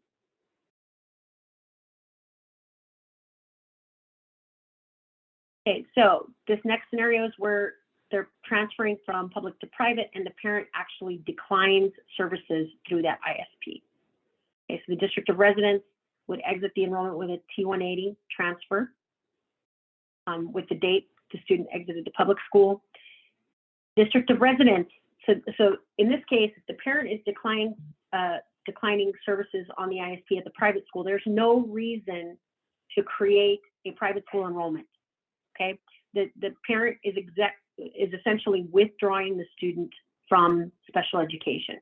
So in this case, the district of residence needs to update the student's most recent meeting type 20 record, the annual plan review, with special education program exit reason of 78, parent withdrawal. And the exit date would be the date that the parent actually declined services through the ISP, sorry, not IEP. All right, so just a couple of notes. If the student exited before census day, they're not going to show up on your fall 1 report, 16-1, 16-2, or 3. Okay, they're not going to show up there if they exited prior to census day, but they will show up on your end of year report, okay? Because those exits occurred between July 1st and June 30th. Now, if the student exited after census day, they're going to show up on both fall 1 and end of year reports. All right. Whew. Transfers done. Lots of questions. Okay. Lots of questions. So we have, let's see, at 11:35, Christy, wouldn't the district who adopted the ISP receive CERT 160 errors if they do not show a private school enrollment? This is all under the unique circumstance that the student transfers in the prior to census day on an ISP. However, they have not yet had a chance to hold an IEP. Okay, that's this one, right? So, and I totally get it. That's why you have to create sort of this fake enrollment just to submit that interim ISP. If they're on an ISP, and this is not the example she was talking about, but if they're on an ISP, you want to create an enrollment that's conducive to that ISP. Here we go. So they're on an ISP. They go to the district of residence. They are eventually going to end up on an IEP, but they haven't yet because the meeting hasn't been held yet. In this case, you need to submit for the private school enrollment, and you need to send up that adopted ISP to fill in the gap until the meeting's held. Okay. What would be an example of a public charter school having a private school enrollment? I think They it's just the wouldn't. same scenario. Oh. They would not. Okay. No, that's not true. Yeah, they, if they're at a public charter school, and that, But they're probably when they're transferring in would be an example of when they would have a private school enrollment, because you have to create this fake enrollment. well, I'm trying to think. So we have independently reporting charter schools in CALPADS. And if that student is transferring from a private school to a public charter school, they would follow this same scenario. So it's exactly this slide, actually. So the public charter school, if they're transferring into a public charter, that public charter would, and they're an independently reporting charter in CALPADS. That's the really important thing, right? Because independently reporting charters look like LEAs in CALPADS. So that independently reporting charter would have to submit up a private school enrollment. I know it sounds weird, but they would have to submit up a private school enrollment for that student to fill in the gap. And then when the student actually started attending a charter, they would send up an enrollment with the actual charter code. Okay. That's how you avoid 160. All right, so that was my 1130. For 5B. Oh, go ahead. I'm sorry. Okay, would the private school enrollment record create issues with ADA? The student is actively attending a public school during that time and as of census day, but they have an enrollment record under a private school based in this scenario. Okay, so when you say actively attending, that's the key here. All of these are gaps, right? So if they're actively attending a public school, but their plan type is still an ISP because the meeting hasn't been held, in those cases, and actually you just pointed out a different scenario, you can actually have two different enrollments, right? Because what you're trying to do is just adopt the plan that's in place, okay? You're trying to adopt the plan that's in place on census day. In order to do that, you have to have a private school enrollment, okay? So you would create the private school enrollment, but guess what? They're actively attending the public school, right, during census day. So in that case, you could submit two overlapping enrollments, one with enrollment status 50, school 002, the other with enrollment status 10 and the date that they attended the private school. So that's another scenario that you just pointed out that is not reflected in this document. I can go back and add a scenario for that, but you would need two overlapping enrollments. And the objective here is just to get the ISP record in there until that IEP meeting can be held. Okay. In scenario 6A, they were under the impression that going from a public school to private school, they should use exit code 78. And I think we've shared that is not it. How do you just convert from an IEP to an IEP to an ISP with no exit? It's just changing the plan type. You're not exiting because the exit is around special ed eligibility or enrollment. It's not on a plan type. Okay. That's really super important, and which is one of the reasons, guys, that CALPADS does not accept your transfer exit codes, because a transfer does not mean the student is not eligible anymore. The exit date and exit reason that's captured in CALPADS on the special education record specifically refers to the fact that the student is no longer receiving services. They have exited the special education program. And in cases of transfers, or they're transferring from public to private school, their eligibility has not ceased. It's just their plan type will be changing. Okay. All right. I know we have a ton of questions about settlements and we have about 10 minutes left. So I'm going to pause and let you get on to settlements. Sure. Let's go onto this section. So this involves students who are enrolled in private schools that are on IEPs as part of a settlement agreement. Okay, so there's a very specific type of settlement agreement where the student's going to remain in the parentally placed private school, but the district is going to serve that student on an individualized education program, which essentially means the district has much more responsibility for the student. I just want to clarify that. Okay, as part of a settlement agreement, the student already on an existing IEP that was in a private school is parentally placed in a private school, and the district, as part of the settlement agreement, agrees to continue to serve the student on that IEP. So the required data for this. In this case, now the student is not enrolled at a specific school within the district of residence. They're actually in a private school. But you cannot submit a private school enrollment for this kid. You know why? Because they're on an IEP, and CALPADS rejects that information, okay? It says you can't be on an IEP in a private school. Well, in reality, they can, but right now our private school code is reserved solely for students being served on ISPs, okay? Now, when we move to our new SPED redesign next year in 23-24, we are hoping that this issue might be handled in other ways, okay? We're still having some discussions at the state level about exactly how that's going to be handled. But right now, what you would need to do is that the district of residence, once they exit the public school, and now they're moving to the private school, you're going to create a district level enrollment for that student with the date that the student transferred to the private school. Start date is the date that the student transferred. And their IEP record would continue at that district level enrollment. So do we know specifically that they're in a private school? Is there any indication in CALPADS that they're in a private school? No, there's not. There is an indication, however, that their IEP they are still on that IEP.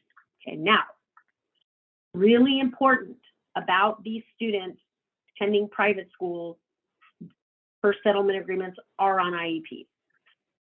LEAs that are serving these students need to understand that those students are still subject to all statewide assessments. That means Smarter Balance.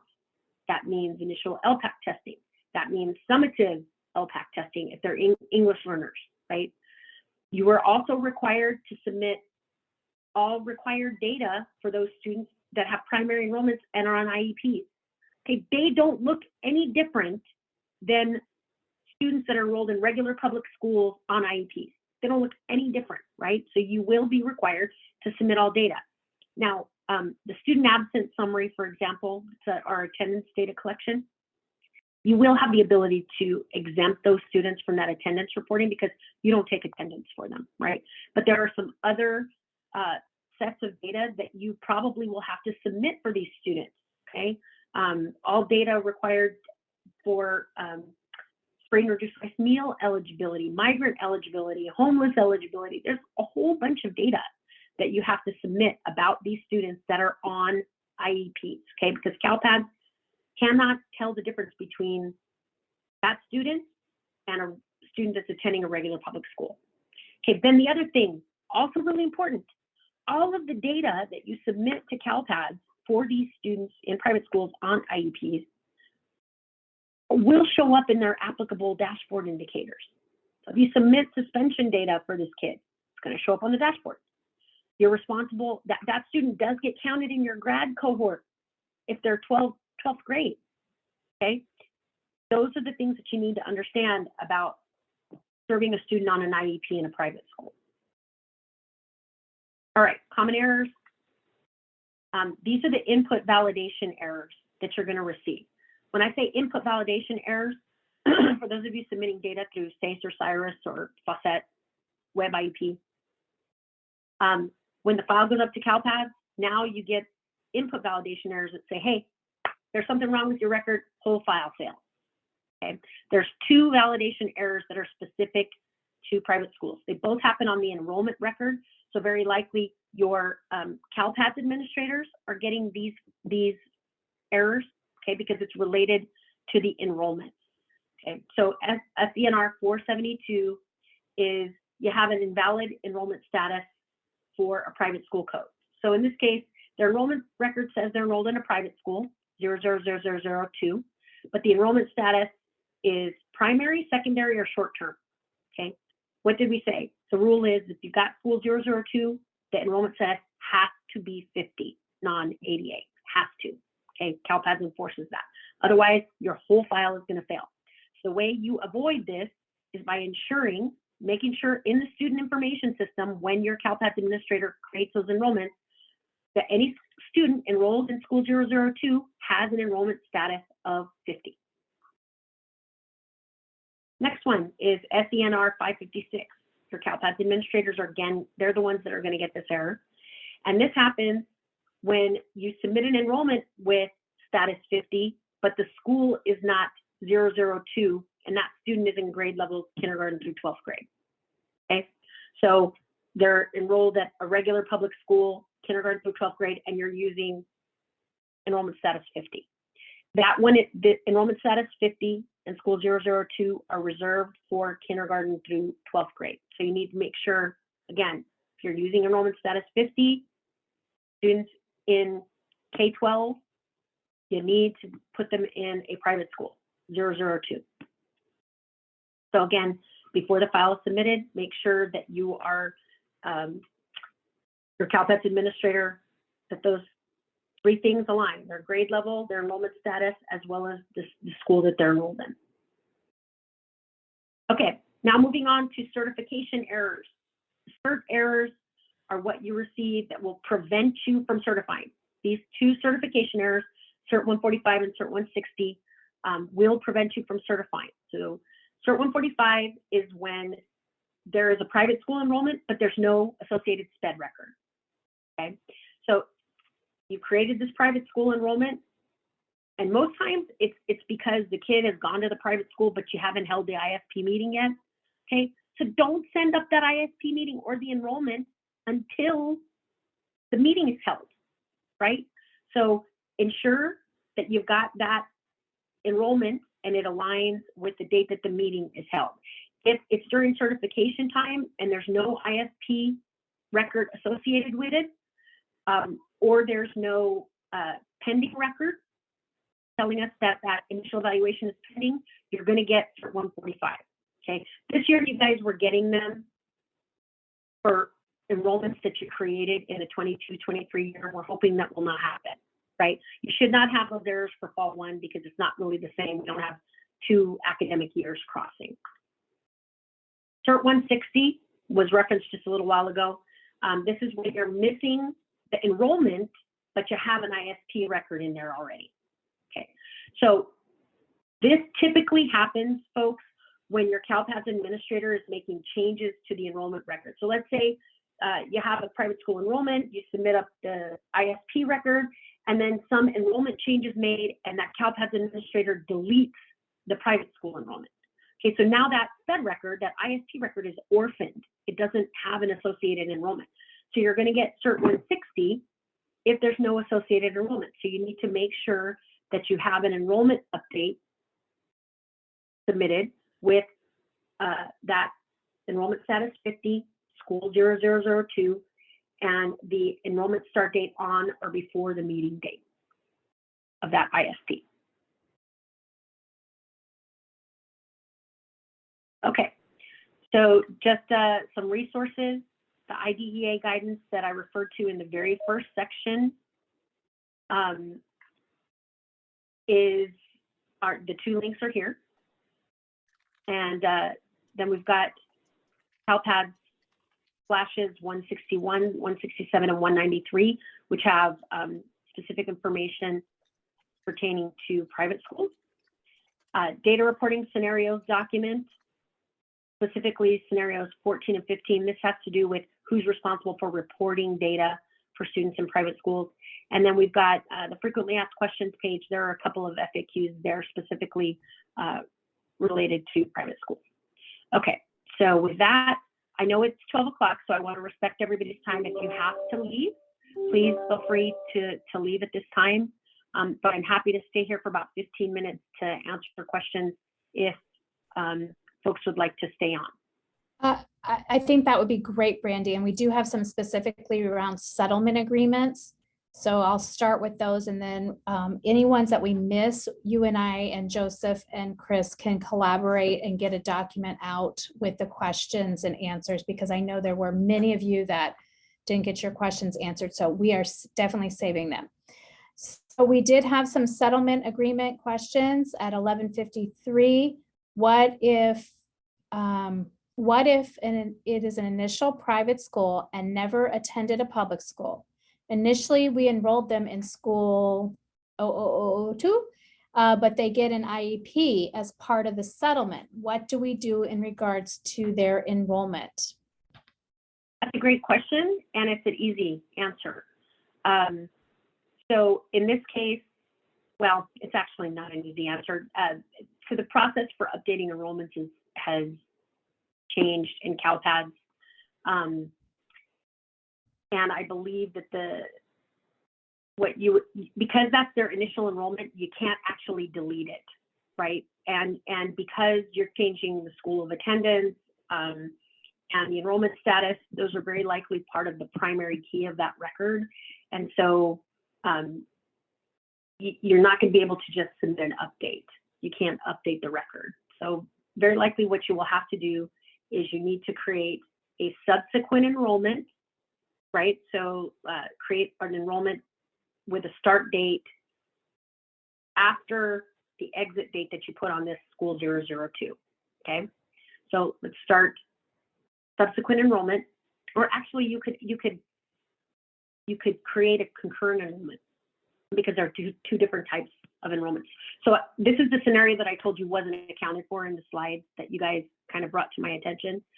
Remember that enrollment status 50 and enrollment status 10 can run concurrently in this case. So you could actually create an additional primary enrollment with an enrollment status of 10, and you could get the IEP record in there, and then you could delete the private school enrollment after that. That primary enrollment that you send up that runs concurrently should be at the district level. Okay, but the point is you cannot delete you can't delete the initial private school enrollment without another enrollment in there because it's the only enrollment for the student that created their SSID. So as long as there's another enrollment, in this case, you're going to create another primary enrollment, district level. Once you've got that in there, you got the IEP record in there, you can go ahead and delete the private school enrollment after that.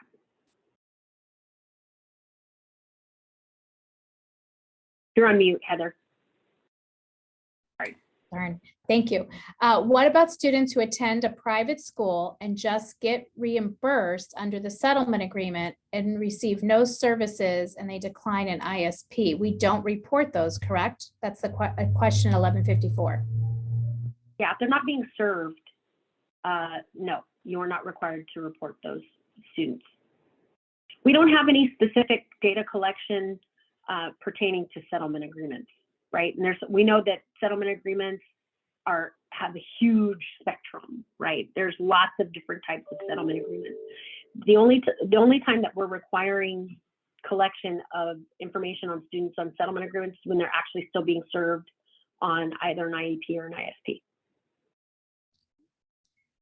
Brian at 1158, slide 57. Does pending IEP 300 SPED also prevent CERT 145 when private school 002 starts on parental consent day, but ISP type 10 isn't, say, until a month or so later? All right, so if you send up a pending meeting record, does it prevent? Yes, it will prevent CERT 145. Or if also if you know the meeting is held and the parent decline, right? So it's either 300. So thank you for pointing that out, Brian. Yeah, it's either 300 or 700, 800, 900. Okay, at 1201, if the settlement agreement doesn't specify whether the student will be considered on an IEP or ISP, but the language says parentally placed in private school, then do they do an ISP? And I think yes. Does that sound good to you? Yeah. Okay. Yes, that's right, because it has to be as part of the settlement agreement to be part. I mean, it has to be explicitly that an IEP is as part of a settlement agreement. Okay. 1203, Jean, for settlement agreement, if the district of residence is to create a primary enrollment at the district level, do we need to keep that enrollment open and have it continuously enrolled as long as the settlement agreement is in place? Yes. Just keeping in mind that, you know, there is an annual process that requires LEAs to exit enrollments every year, right? So you keep them continuously enrolled until the end of the academic year, but if they remain on that settlement agreement for the following academic year, you would re-enroll them. And the $1 million question that several have asked is the one you and I went back and forth on services. So as part of the annual consultation, some SELPAs, their annual consultation results in no direct services to students, and it may just be professional development for the teachers in the private school. So we can't report a services file for those students who are on an ISP, but the proportionate share is not for direct services for students. So how do we report those students? Do we exit them? What do we do? Or can we not submit services?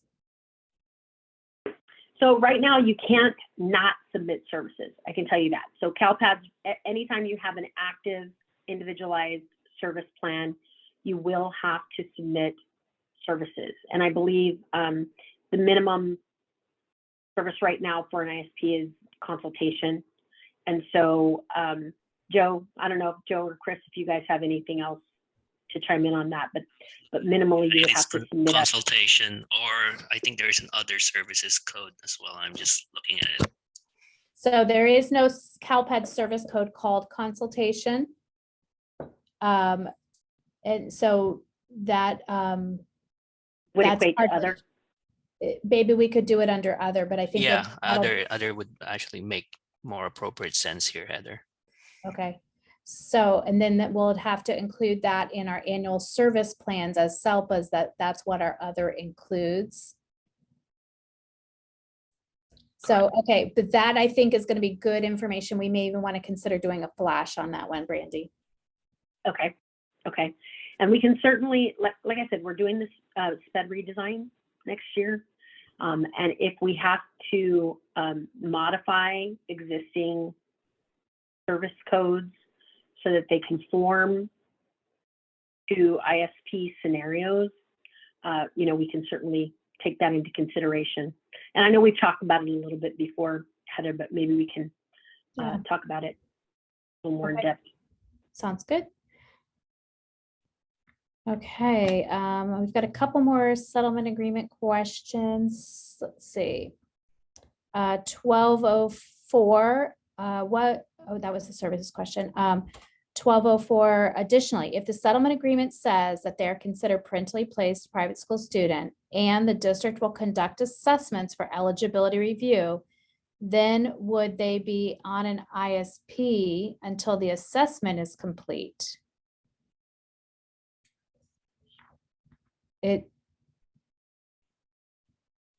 Well, I think they're already on an ISP because of this. It would depend on the terms of the settlement agreement. I'll say that. But if it says they're considered parentally placed private school student, then they might be on an ISP potentially. And so that would remain in effect until your assessment's complete, because depending on the terms of your settlement agreement. Would the assessment report be considered an IEP? No, an assessment report is not an IEP meeting. Then if the parent continues to decline the district's offer of FAPE, would the student continue back on the ISP? Potentially. It depends on your settlement agreement, and it depends on if they maintain eligibility and if the parent agrees that they want to continue on an ISP or if they want to decline. These are not easy ones, Brandy. You can see why we need. Yeah. We may need to do just like each separate chunk, just as its own training. Like these are for this scenario. These are all the settlement, just cover settlement. Yeah, I totally agree. I did want to address B. Braun's 1149 comment. You're creating so many concurrent enrollment anomalies. So just keep in mind that when you're creating concurrent enrollments for private schools and primary enrollments, those are not factored into your CCEs B. They're not factored in there. Okay, it's only primary to primary or short-term to primary. So they're not factored into the CCE process. Okay. 1201. And I know that, go ahead, I'm sorry. Somebody said there's a question at 1201 and 1204.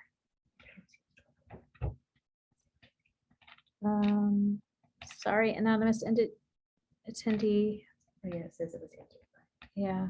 If the settlement agreement doesn't specify whether the student will be considered on the. Okay, IEP so or if they're not, if the settlement doesn't agree, doesn't state if they're on an ISP or IEP, that might be something you might want to discuss with your legal team on how to proceed. Typically, when we've done settlement agreements, if they're considered parentally placed, they have the option for an ISP, and sometimes that's done outside of the settlement agreement. Sometimes it's inside the settlement agreement. So I'm sorry. Some of these are legal things that, you know, I'm not an attorney. I just play one here at work sometimes. Okay, I know there are still a ton of questions. Most settlements, when stating parentally placed private school, are not on an IEP or an ISP, and no record is sent up. That is correct, Dina. So if they're not on either an IEP or ISP, you do not set up any records. Okay. All right, will this information also be presented to our CALPADS admins from our districts?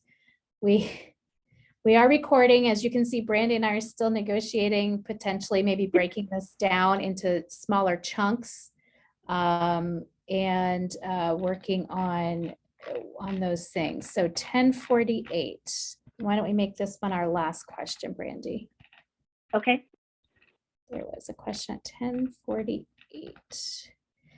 What does District A, the district of residence, do when District B, the district of location, will not or refuses to officially enroll the private school student in their student information system, thereby creating a SACE document, but wants to evaluate and process paperwork solely on hard copies and keep their own running record of the private school students they assess? Then the district of location demands that the DOR be the only district to keep a SACE record. That sounds like a vendor specific issue, but it sounds like the district of location has an obligation to submit the enrollment. So all of that, all of the CALPADS enrollment falls onto them, and whether or not they happen to use a vendor for their IEP system, they're not required to do that piece, but they are required to submit the enrollment. Right. You know, the district of location is most times they don't want to create the enrollment in their system because they're not sure that student will actually be served on an ISP, right? But again, as I pointed out earlier, district of location, but per IDEA law, you are required to identify and evaluate those students. Okay, so as soon as you have received parental consent for initial evaluation of a student that's been parentally placed in private school, you have an obligation to assess them. In fact, you have 60 days to evaluate them. Okay, that is when your responsibility begins, when you receive parental consent for evaluation. So when you're creating that enrollment, you can create it at the private school. It does not impact attendance. It doesn't impact any of those things for your regular public schools. Okay, if you enroll them at school 002.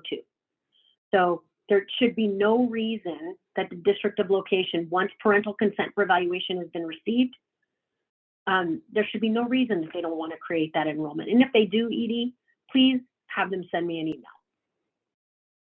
And that is correct, Randy. Heather, I think IDEA is explicit about there should be a meaningful consultation that should actually happen or transpire between the district or location and their corresponding private school located at their geographic, territory or boundaries rather.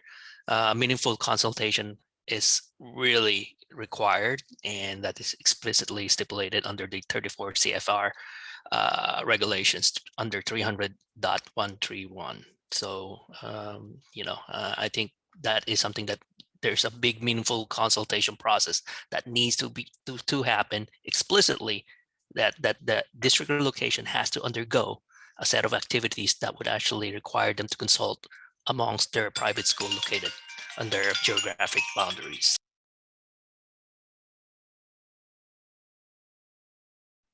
Okay, folks, so I know this has been a lot of information, and as I said, you know,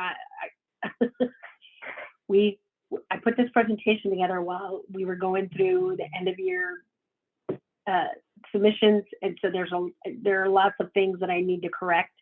So I will get those taken care of. Hopefully today I can get those corrections made, and then I will re-forward the presentation to Heather, and she can send it all out to you. So just know that the slides are going to change just slightly based on some things that I caught as I was going through it. But thank you so much. I hope this was helpful in understanding the way that data are going to be submitted for the 22-23 academic year. Keep in mind, we're making big changes to the way these data are submitted in 23-24. Our testing for that SPED redesign is scheduled to begin in March. Okay, so your vendors and select LEAs that are working with those vendors will be testing and submitting files.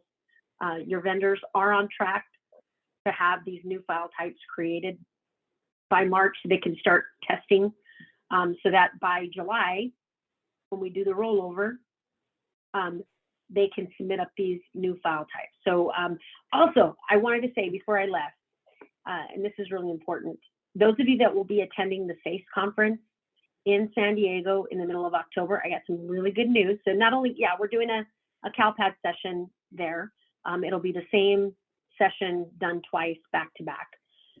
But for the very first time, SACE has agreed to give us a Q&A table in the vendor hall.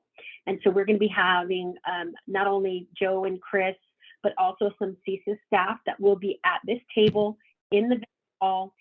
You can come and you can ask specific SPED related questions. You, if you have an open ticket with CSIS, we'll be right there to kind of help you walk through how to resolve those things. And we'll be there on the 12th, October 12th all day, and October 15th all day. We're going to have folks manning that table between 12 and I believe 3:30, or excuse me, 10 and 3:30. So please feel free to stop by our Q&A table in the at the state. Otherwise, thank you so much, Heather. I really appreciate it. Thank you, Brandy. I can't tell you how much I appreciate you guys doing this. And as you can see, it's definitely an area we need to continue to get information out to our LEAs. So thank you, Chris. Thank you, Joe. And I think we will see you all soon. So thank you. Okay. We'll email and connect on the follow-up. Perfect.